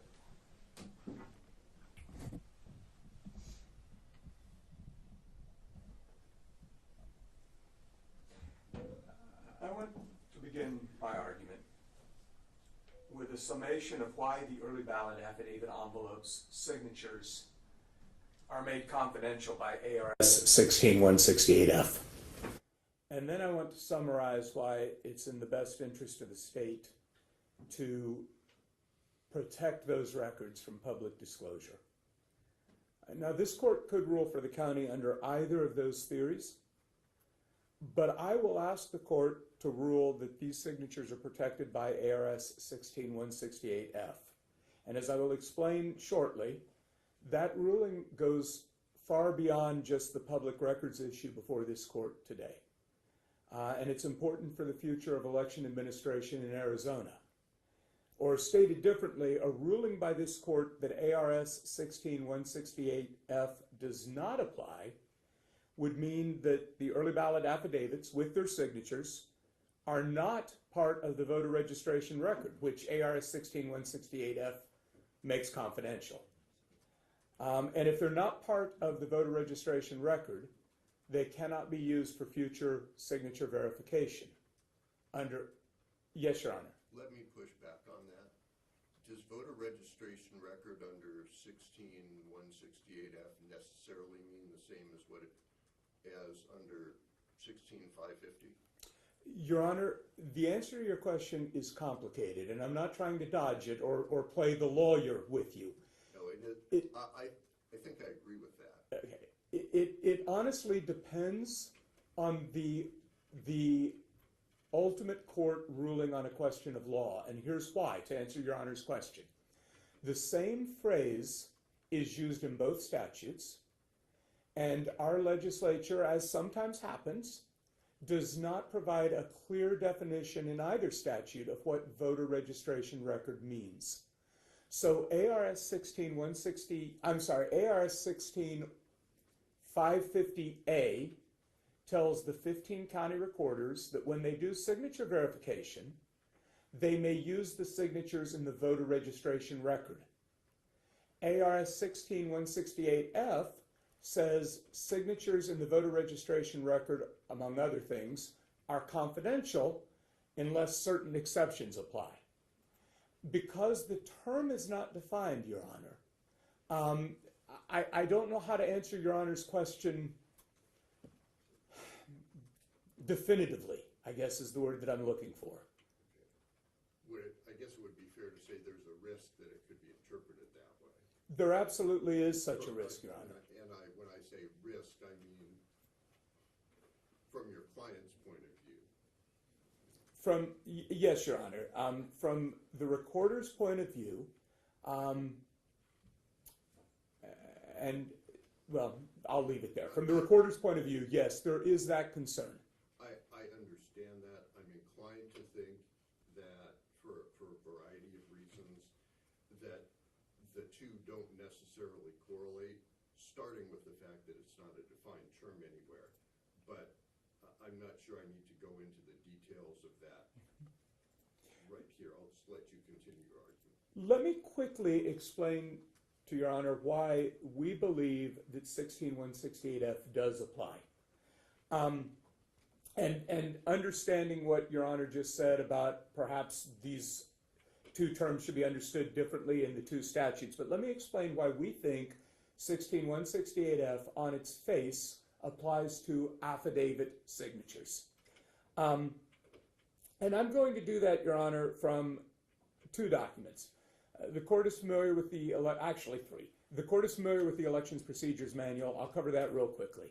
The Elections Procedures Manual directs the county recorder on page 69 of the EPM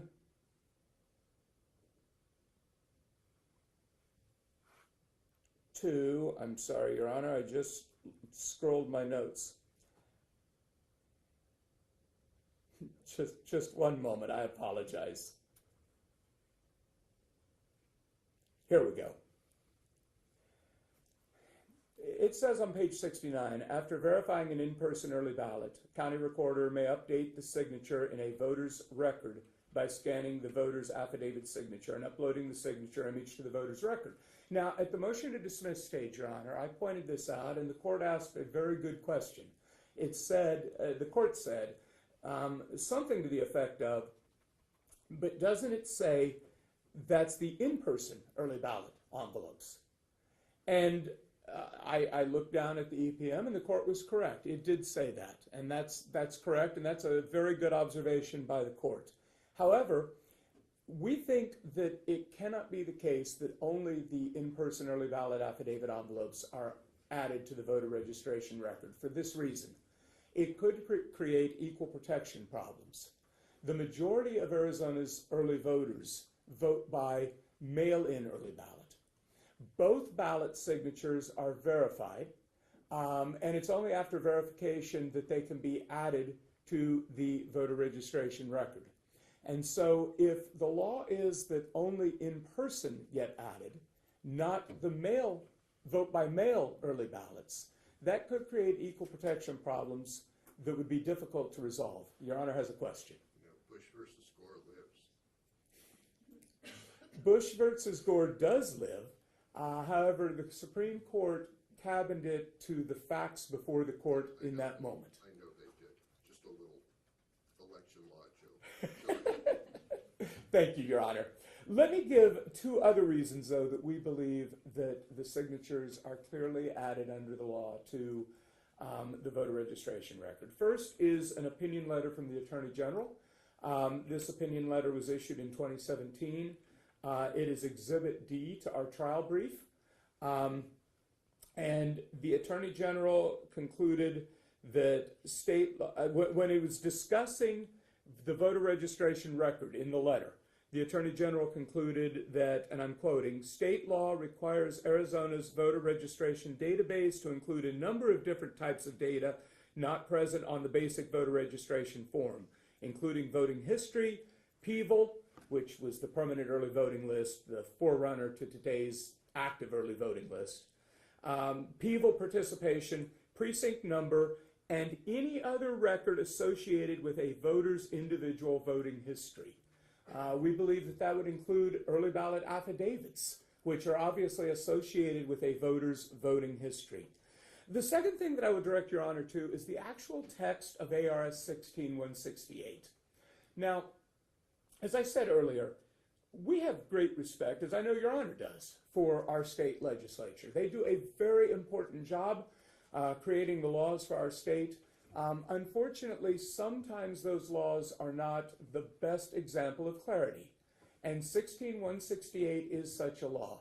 It's a very lengthy law, and it's difficult at times to parse. However, I want to attempt to parse it for Your Honor and show why we believe that it clearly requires the affidavits to be part of the voter registration record. 16168 uses three terms to discuss three different records or lists. It talks about precinct registers. It talks about precinct lists. And it mentions those in subparts C, D, E, and F. And in subparts C, D, E, and F, the statute tells what the precinct registers and the precinct lists may be used for. It talks about their purposes. Now, Your Honor can read 16-168 from first word to last word, and never once will Your Honor find within that statute a description of what the voter registration record is to be used for, what its purpose is. And that, Your Honor, is the third term. I said there were three terms. It's precinct registers, precinct lists, and voter registration record. Purposes are given for the registers and the lists. No purpose is ever given for the voter registration record. Why does that matter? Well, it matters for this reason, Your Honor. Subpart F, after providing more direction in the first part about allowable uses or purposes of precinct registers and precinct lists, it says this: nothing in this section shall preclude public inspection of voter registration records at the office of the county recorder for the purposes prescribed by this section. Voter registration records for the purposes prescribed by this section, except that the confidential information shall not be produced. Now, why this is important, Your Honor, is because, as I just said, the statute doesn't provide any purposes at all for the voter registration record. Those purposes are given in other statutes. But 16-168 doesn't provide any purposes for the voter registration record. So when the statute says, nothing in this section shall preclude public inspection of voter registration records at the county recorder for the purposes prescribed by this section, it must be the case that the precinct lists and the precinct registers are part of the voter registration record. Now, why does that matter? Well, it matters for this reason. 16-168E provides the records that are part of the precinct lists and precinct registers. And subpart 11 of subpart E says all data relating to early voters, including ballot requests and ballot returns. And ballot returns, Your Honor, would be the affidavit envelopes, what the ballots come back in, what they're returned in. Those affidavit envelopes are part of the precinct lists pursuant to ARS 16-168E11. And because 16-168 talks about purposes for precinct lists, and it says nothing in subpart F, nothing in this section shall preclude public inspection of the voter registration record for any of the purposes under this statute, the voter registration record must contain the data that is included in the precinct lists. And that would include the early ballot affidavits that are uploaded into the registration record. Now, Your Honor, we highlight... Which would potentially support the idea that voter registration records within the meaning of this section is something different than it is elsewhere in Title 16. Your Honor... Just a thought. But I think that's the... I think what you're saying is you have to analyze this statute to see what voter registration records means in this statute. That's exactly what I'm saying, Your Honor, yes. And looking at what it means in this statute, it seems clear to us that it would include the early ballot affidavits because they are the ballot returns that are part of the precinct lists, and the precinct lists appear to be, on the plain terms of the statute, part of the voter registration record. Now, I acknowledge, Your Honor, the statute does not say it as neatly as what I just did. But taking the statute as a whole and assuming the legislature meant what it said, That's the implication, Your Honor. Let me suggest another way of looking at it. I just want to run this by you. The testimony from Mr. Richer was clear that the ballot affidavit envelopes are in fact treated as part of the voter registration record, and that's what they do. That's correct, Your Honor. Whether that's legally correct or not, that's what they do, in fact. And he also suggested that part of the reason that you don't make all this information public is that it interferes with the verification process. That's correct, Your Honor. So it strikes me that perhaps voter registration record in this statute, which is about confidentiality, not about how you administer an election, might mean what the recorder uses for that purpose. It doesn't have to be it could be defined by what the recorder actually does.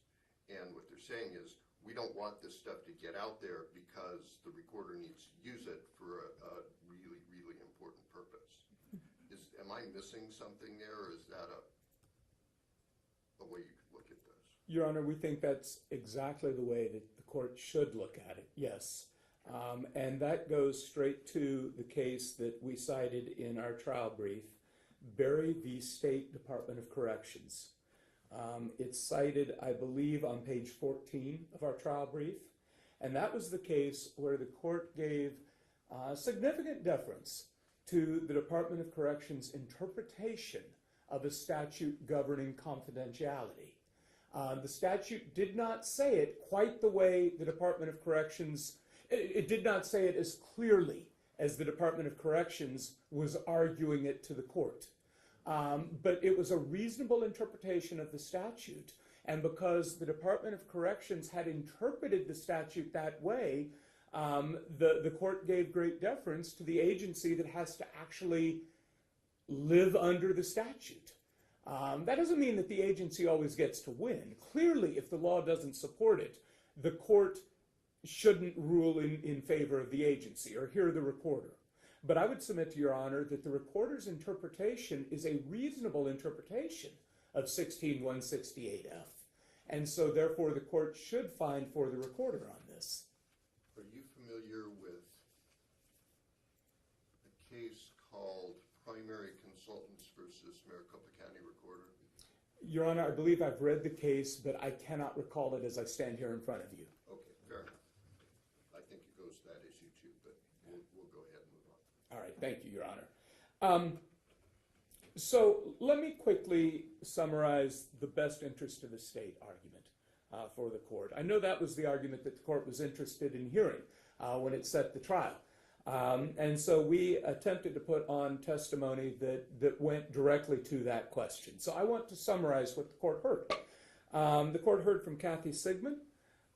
She testified that people came to her door asking her questions about her early ballot affidavit signature.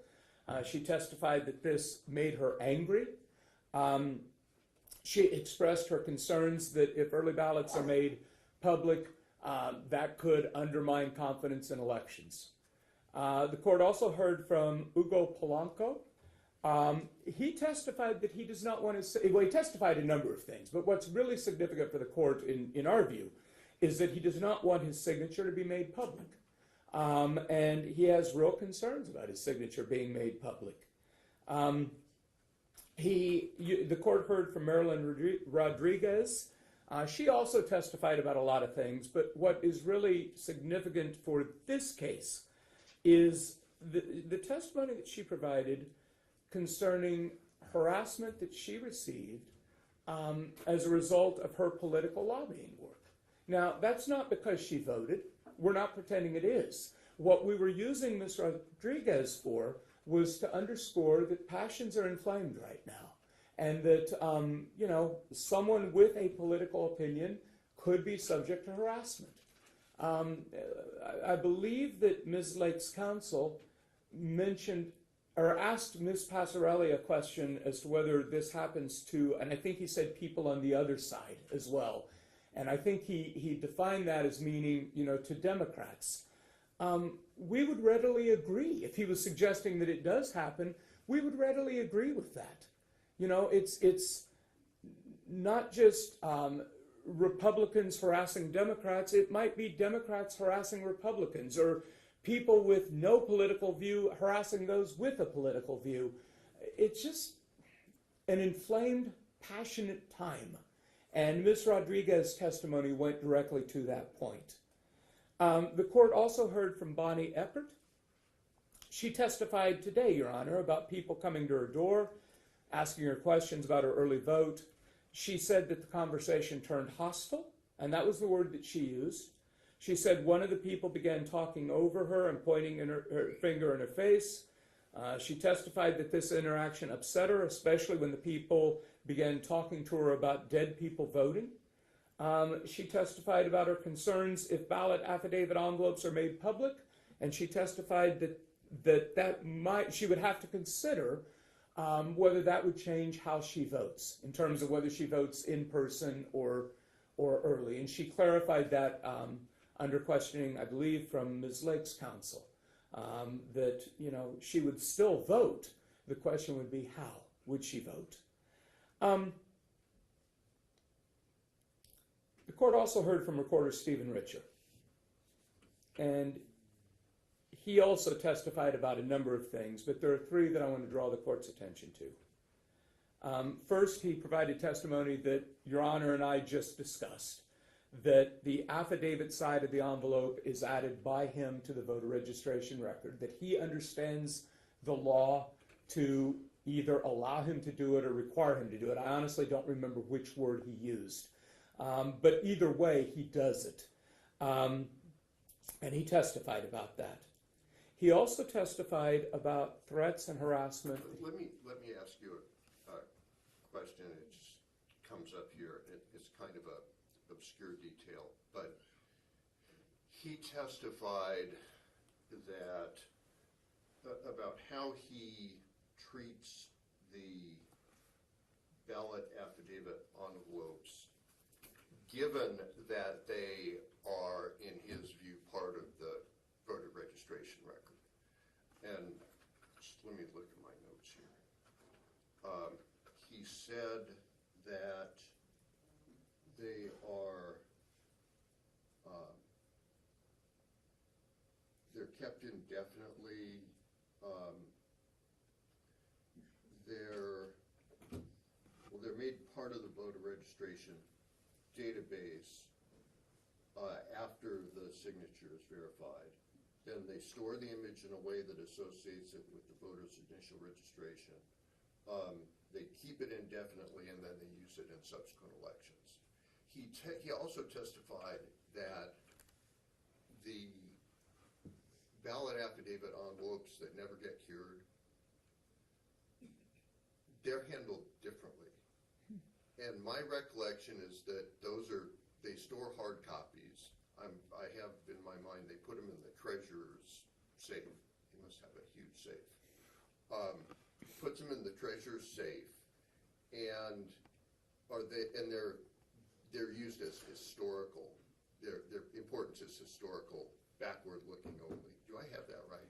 Your Honor, you're asking me a question that I'm going to answer, but I want to be clear as I answer it that some of what I'm about to say may not have been testified to by the recorder. Stick to the record. Okay. I will direct Your Honor then to ARS 16-624.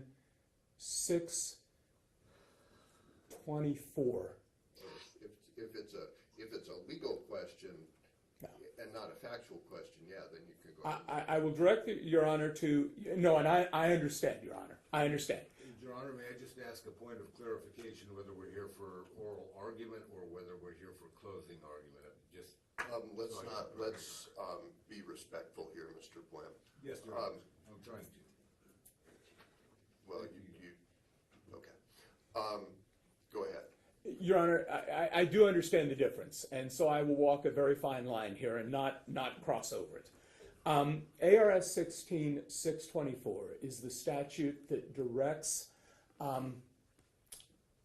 the recorder or the officer in charge of election to deposit the ballots in the treasurer's vault following an election and to store them for 2 years. 2 years. 2 years. That's what I thought. Yes. The recorder, I believe, did testify that the recorder transfers the early ballot affidavits, including the unopened ones that were not signature verified.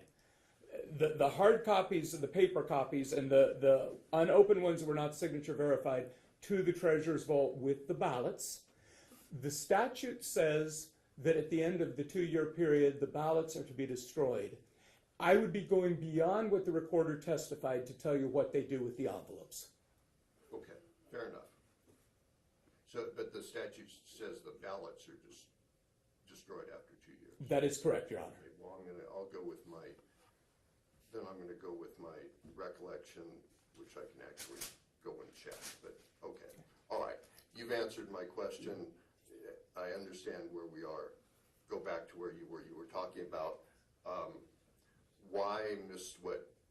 how Mr. Richard's testimony addressed best interests of the state. Right. So first, Your Honor, as I said, you heard that he testified they add these to the record. The second thing, though, that he testified about was the threats and harassment that he personally has received for his work in elections. And he testified about attending the sentencing hearing for someone who had been arrested for making threats against him. And he provided, Your Honor, an example of the type of threat that was made by this person. The person said something to the effect of, and the recorder, it's in your notes and it's on the record. I'm sure the recorder's memory was perfect of this. But something to the effect of, I can't wait for that Jew to burn in an oven, and his kids too. These are horrible, vile things, and I'm sure Ms. Lake would agree that that's horrible and vile. But the point of bringing that to the court's attention, again, is to underscore that we live in a time with extremely inflamed passions.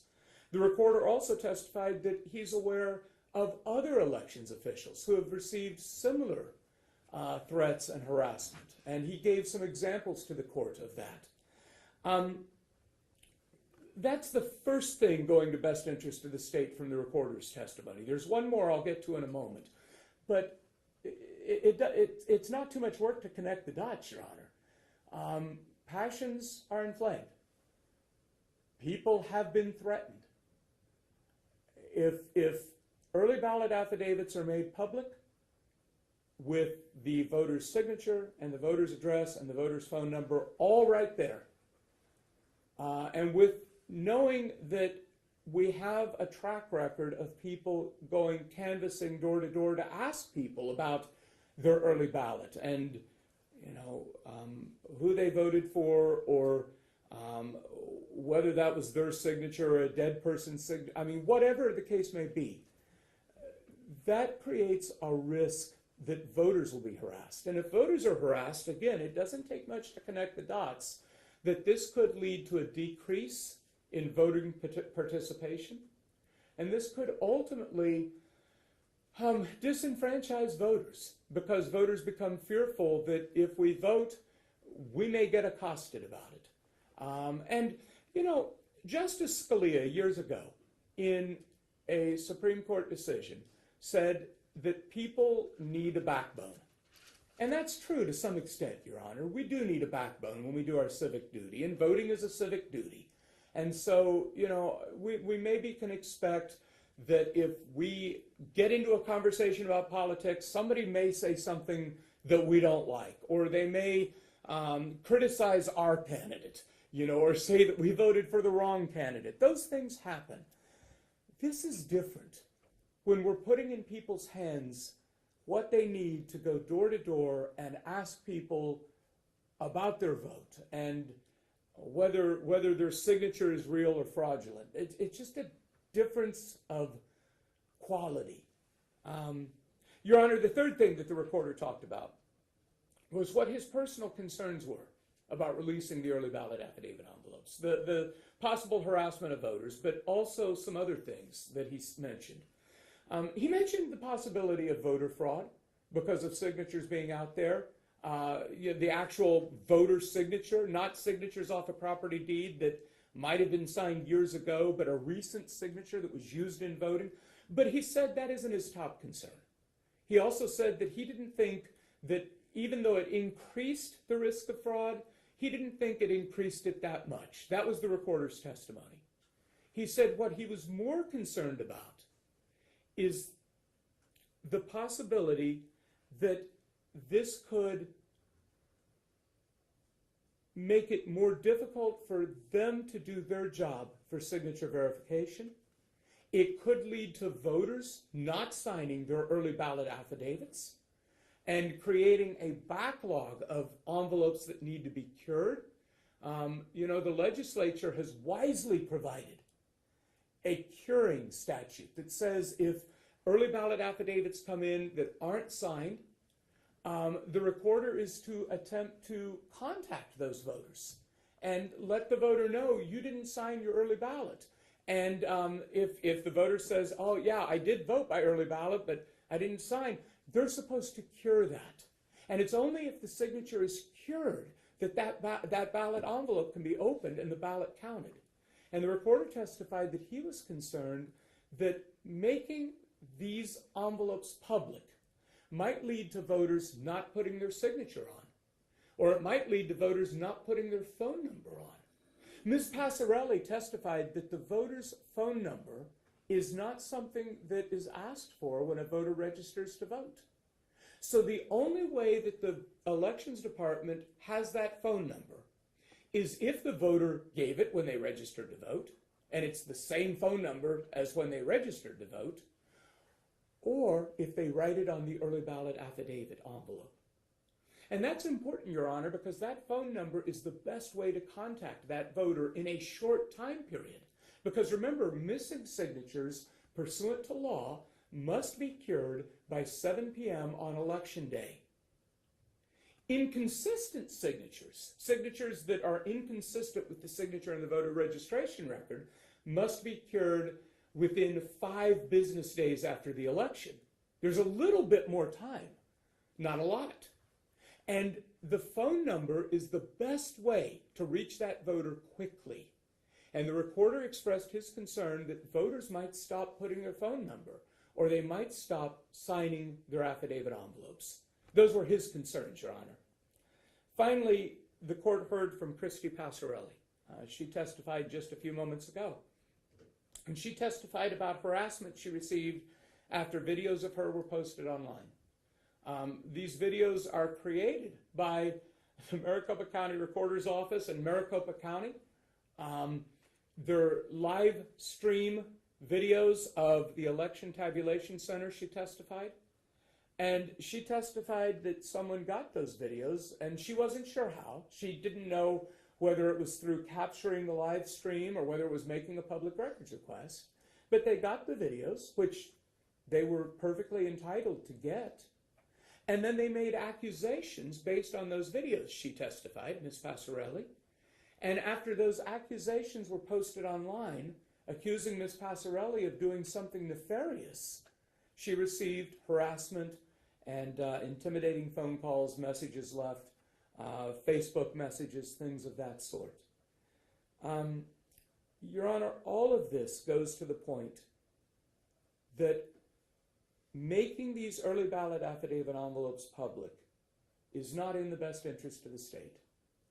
It can lead to voter harassment, can lead to voter disenfranchisement, and it makes the work of the recorder more difficult to do. Your Honor, we believe that the court should find that they are protected by ARS 16168F as well. But if the court does not agree with us on that, we ask the court to find that they are protected by the best interest of the state. Thank you, Your Honor. Thank you. Mr. Flynn, how long do you think you're going to take? Not sure, Your Honor, but we'll be done by noon. It's 11:45 now. Yeah, yes, Your Honor. You think so? Go ahead. I might hold you to it, so. In fact, I will, because my staff looks hungry over here. I'll give you a couple of minutes leeway, but let's try to keep it close. Thank you, Your Honor. Close to me. And I'll be brief, Your Honor. And really quickly, Your Honor, I want to simply start by saying there are absolutely no statutes governing or allowing the placement of ballot affidavit envelope signatures into the voter's registration record, Your Honor. The only provisions that allow for this are found in the EPM. But really quickly, Your Honor, I want to turn to ARS 16152, which is the registration form used to register a voter, Your Honor.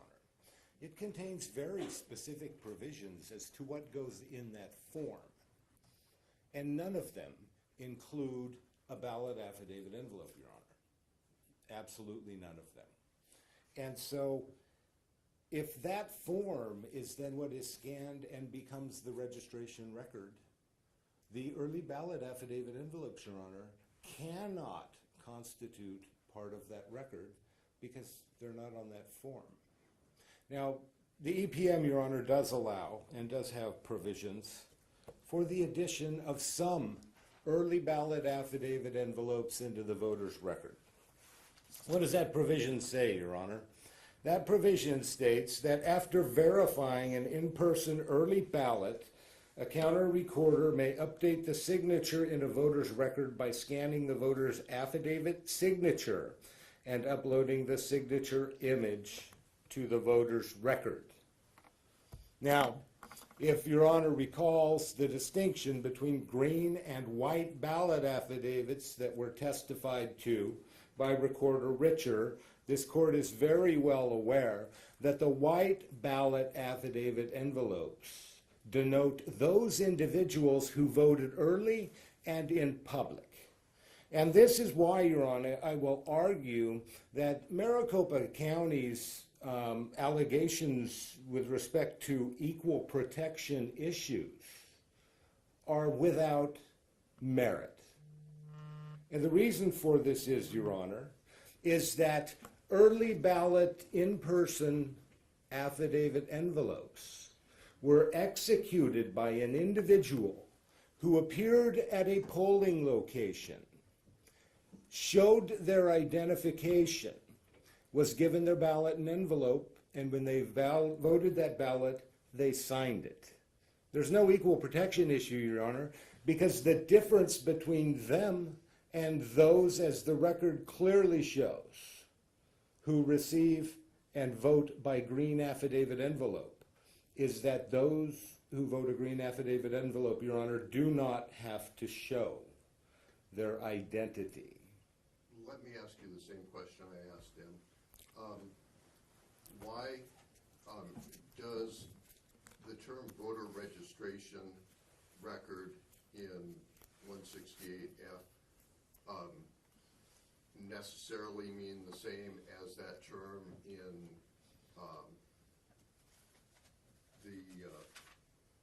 in 150 or 152, and why or why not? Does it mean the same thing as Yeah.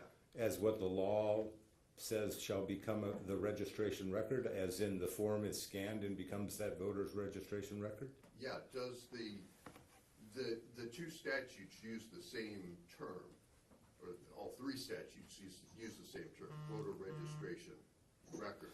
Does it necessarily mean the same thing in the statute where we're talking about confidentiality as in the statute where we're talking about the election voter identification process? I would presume, Your Honor, that the legislature, if it seeks to use a term in one place that has a different meaning in another, that it would so define that term for a purpose used in a different statute. And so they're using the term registration record, and and that's why we've asked this court, Your Honor, to take judicial notice of the Yavapai County matter, If you're using the term registration record throughout, you know, these election-related statutes, I presume the legislature knows what that means, and they know what they're doing, Your Honor. Well, they weren't, the statutes weren't created at the same time. Understood, Your Honor, but those people creating the newer statutes or amending those statutes are aware of the other statutes, because all these, you know, bills are, you know, promulgated initially in the elections committees anyway. What about their argument about what the term has to mean within the context of 168F when you parse it all out? Oh, within the context of 168F, I mean, 168F is pretty clear. It says the registration record. But it also says precinct lists, precinct register, And which are not within what I would think of as a common definition of a registration record. well, you know, there are precinct lists and precinct registers that, you know, that contain some information from different voters. It's just like the, you know, the VM34 file, Your Honor, or the files that are public record that Ms. Passarelli testified about. They get much of this information from the voter registration record, Your Honor, because they're registered voters. And so that's where a lot of this information comes about. And I would suggest, Your Honor, the differences between what, you know, the law would consider personal identifying information versus personally protected information, as Ms. Passarelli testified. There are statutes governing personally protected information. If somebody's using the term PII, personally identifying information, Your Honor, that could include my tattoo. It could include my name. And when I'm in a bathing suit, my tattoo is publicly visible, Your Honor. Don't even go there. I look pretty good in a bathing suit, Your Honor. I'll let the record reflect that without your making it part of the record. Now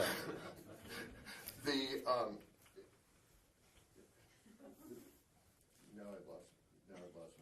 I'm going to say too late anyway. Okay, go ahead. It'll come back to me in a second. All right.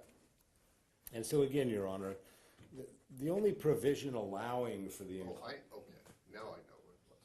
Why would the legislature, you're carving out the term,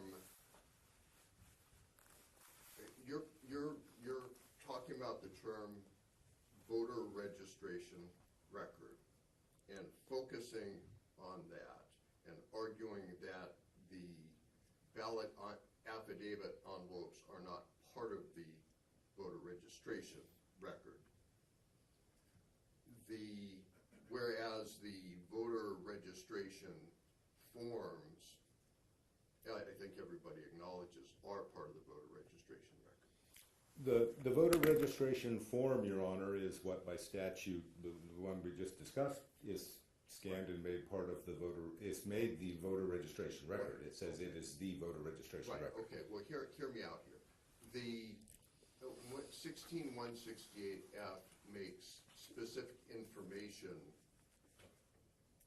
non-public, and one of those pieces of information is the signatures. Why would the legislature make the signatures non-disclosable and private on one piece of paper, but not on another piece of paper? How does that make any sense in terms of protecting the privacy of voters, assuming, as I think I have to because it's what the statute says, that the legislature thought that the signatures had a privacy interest and should be protected? Well, with respect to a voter registration record, Your Honor, I mean, and that's where we get to this huge debate, is they're adding additional signatures to the voter registration record. That signature that the voter signs that registration form, Your Honor, that is that voter. And so when you go register to vote, Your Honor, you show an ID. I understand that. And you're talking about the election administration process. I'm talking about what's confidential.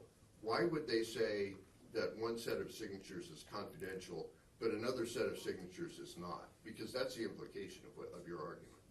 Well, you know, I presume the legislature is wise enough to know what the voter registration is and that there is confidentiality for that voter registration record, minus the exceptions, and I'll point out that includes the media, Your Honor, which is a pretty broad exception. And so, you know, the voter registration's signature itself as part of that protection can still be accessed by a whole host of people, and as I made clear, you know, in my opening statement, Your Honor, it can be accessed by somebody who's not even a reporter. They can simply work for a radio station. That's how broad this exclusion is, Your Honor. And so, Yeah, but that's what they said. That's what the legislature said. That's my starting place. oh, I understood. That doesn't, And you can't infer from, I can't infer from that, well, they didn't, it's awfully broad, so they didn't really mean what they said. And That's sort of what you're arguing. but that's not what I'm arguing, and the place I'm going is this, Your Honor. It's the legislature that passed the laws making, you know, for early voting. They're well aware that when they're passing these laws, because they're writing them, that they're requiring signatures, right?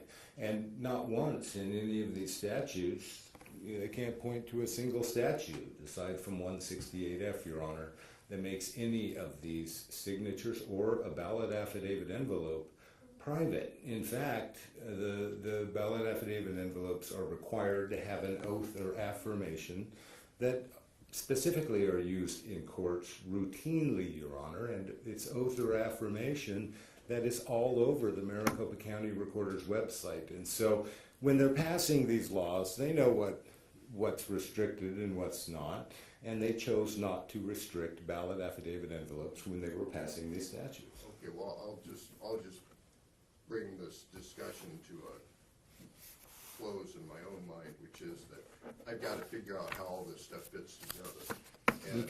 And an interpretation that says, well, you can't have it here, but here you go over there.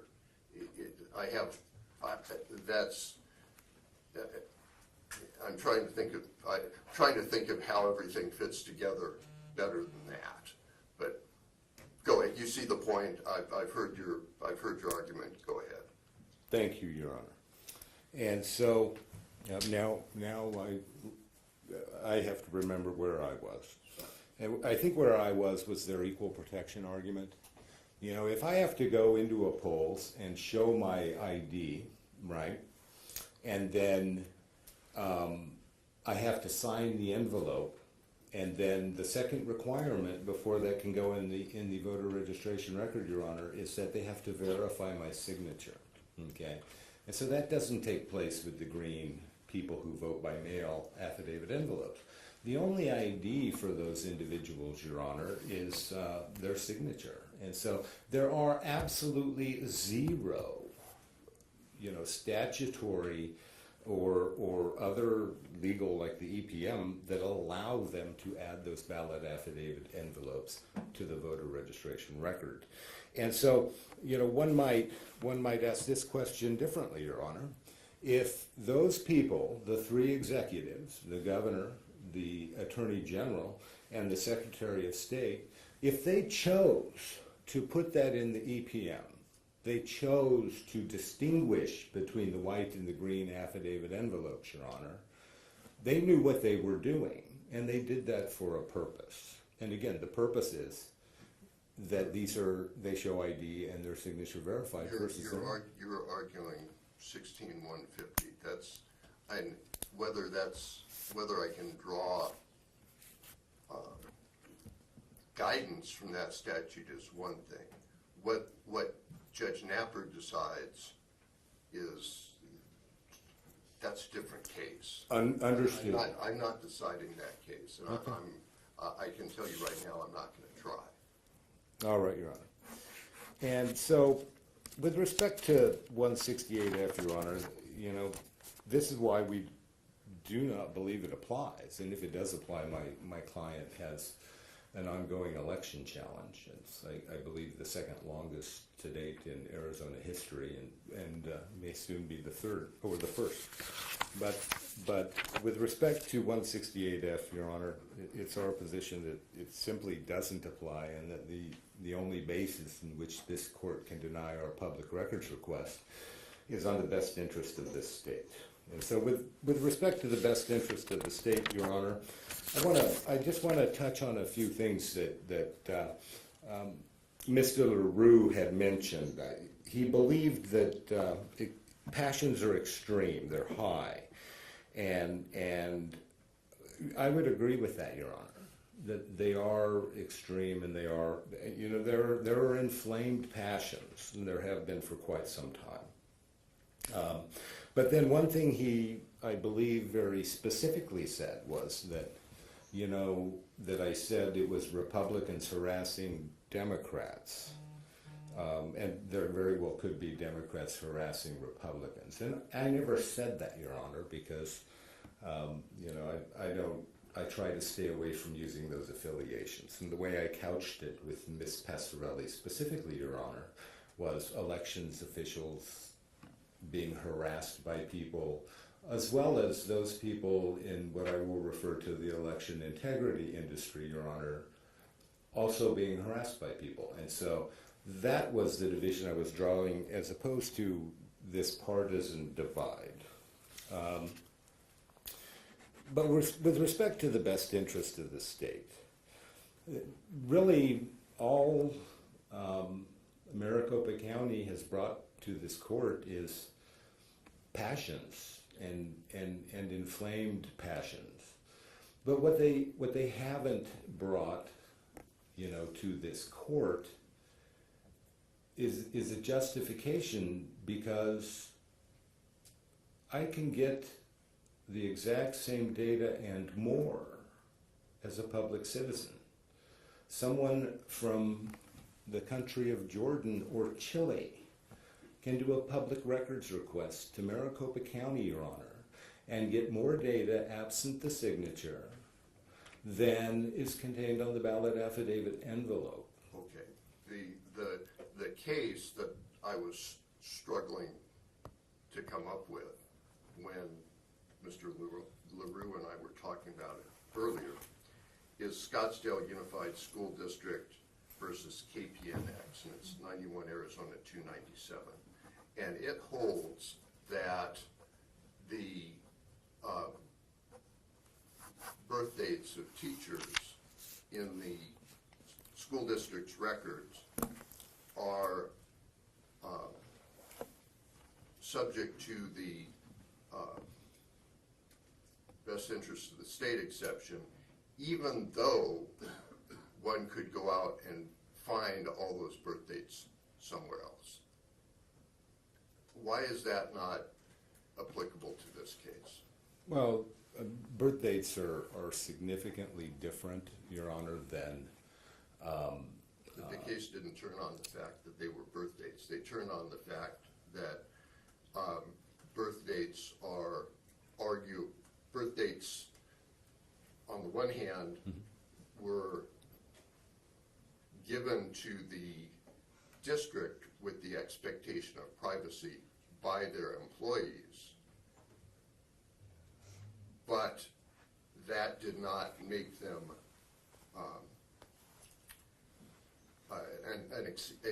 an automatic disclosure under the public records law. Well, I understood, Your Honor, and I think Your Honor just may have made my point when Your Honor said expectation of privacy.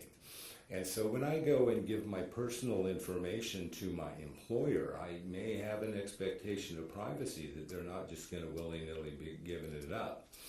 The difference between that and a ballot affidavit envelope, Your Honor, is that people sign these ballot affidavit envelopes and they deposit them into the mail. They put them into the stream of commerce.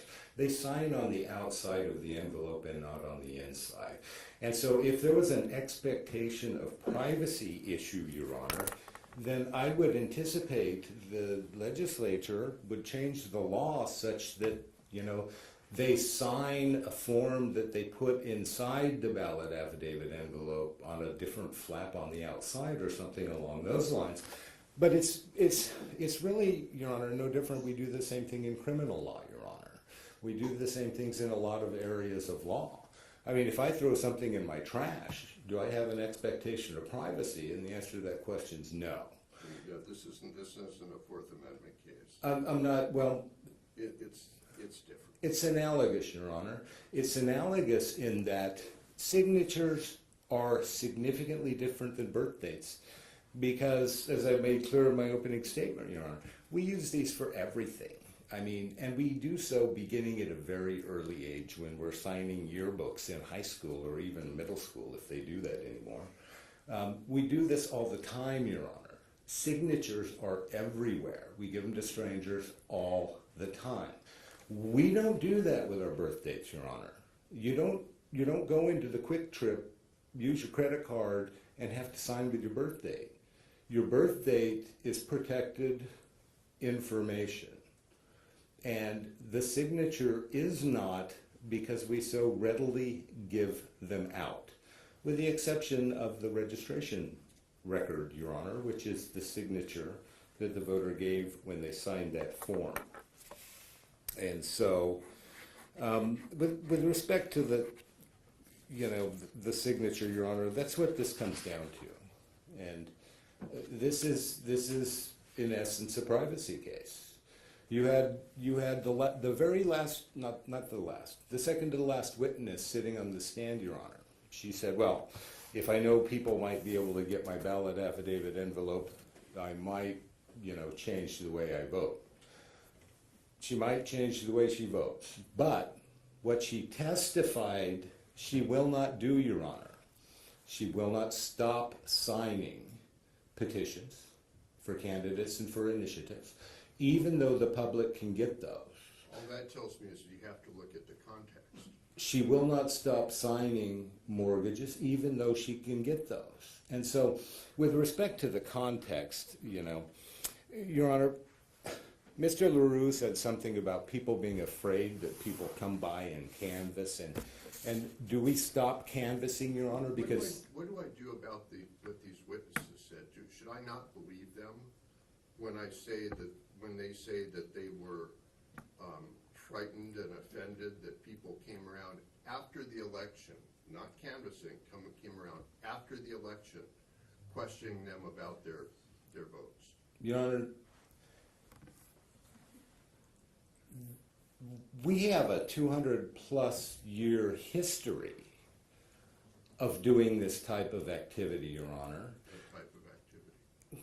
Canvassing, going and talking to voters, going door to door. Before the election. Before the election, Your Honor, as soon as one election stops, the next one starts. About the next election, where do we have a history of going door to door and talking to people about A past election? About how they voted in the last election and whether there were extra people here? Well, there are people going to clean up the voter rolls, Your Honor. There are people out canvassing to try to clean up the voter rolls. And this is something we have historically done forever, Your Honor, as a people. There's a reason the people have a right to this voter data. And the only... Okay, all right. I'm did not mean, we're talking about how people feel about it. We're not talking about we're not gonna go back into why it's important for people to do it, because I've already ruled that that's not relevant. So to the extent that I brought it up, my apologies, I will drop it. Well, Your Honor, how people feel about it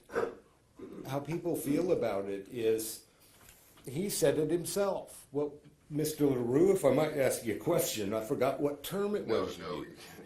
It was a former Supreme Court justice that said, I don't know, Your Honor, I don't know what the expression is, grow a pair or something like that.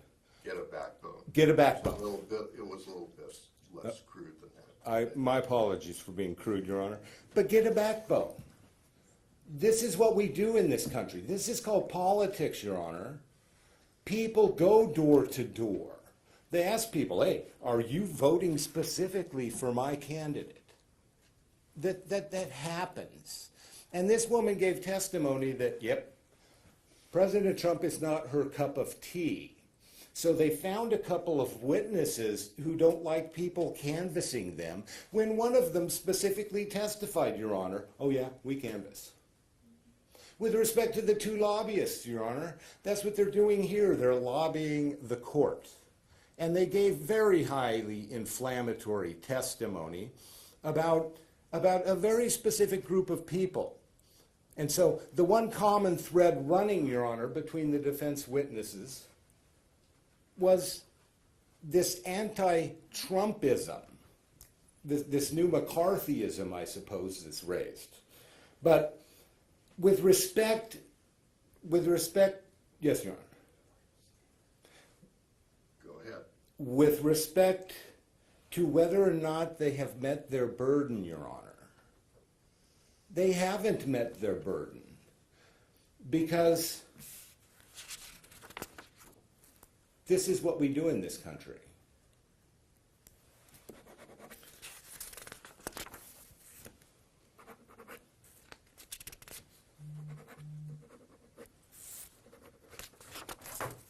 Okay, it's a few minutes, it's 10 minutes after 12, so if you could wrap up that. Oh, 10 after 12, yes, yes. All right, and so even if all of their complaints and their feelings, Your Honor, are true, and I believe their feelings are true, but even with that, Your Honor, the people's right to participate in their government, to oversee its operations, is one of the most important rights we as a free people have. And one thing that differentiates America from the rest of the world, Your Honor, is Americans have always been able to ask questions after the fact. We have always been able to challenge our elections and our elected leaders. And there are some of us doing that on behalf of Kari Lake with respect to her election, Your Honor. And there are those who are offended by that. But this is what we do. The very purpose, Your Honor, of the Public Records Act is to ensure that the people can serve as a check on the activities of government. Because a government absent those checks, Your Honor, can lend itself to abuse, secure in the knowledge that those activities will never be brought to light. And with that, Your Honor, I close.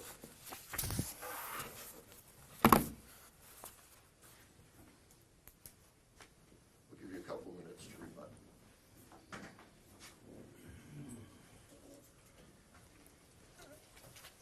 Your Honor, I'll be very brief. One of my colleagues came to me after I stepped down and said it was possible I misunderstood a question that Your Honor asked.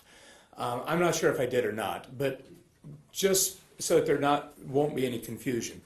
If Your Honor was asking whether the digital images of envelopes are kept forever, the testimony that the recorder gave is that they are. I thought Your Honor was asking about what happens to the paper copies of the envelopes, and that was the way I directed my answer. Are the digital images of the non-cured envelopes kept forever? Your Honor, the recorder testified that those are never digitized. If they're non-cured, they're set aside. Okay, all right. So. Then we're okay. Yeah, and I don't think that there's anything else that I need to get into. No further rebuttal, Your Honor. Thank you. All right. Well, I'm going to take this under advisement and get out a decision as quickly as possible. We're at recess for now. Thank you, Your Honor. Thank you, Your Honor.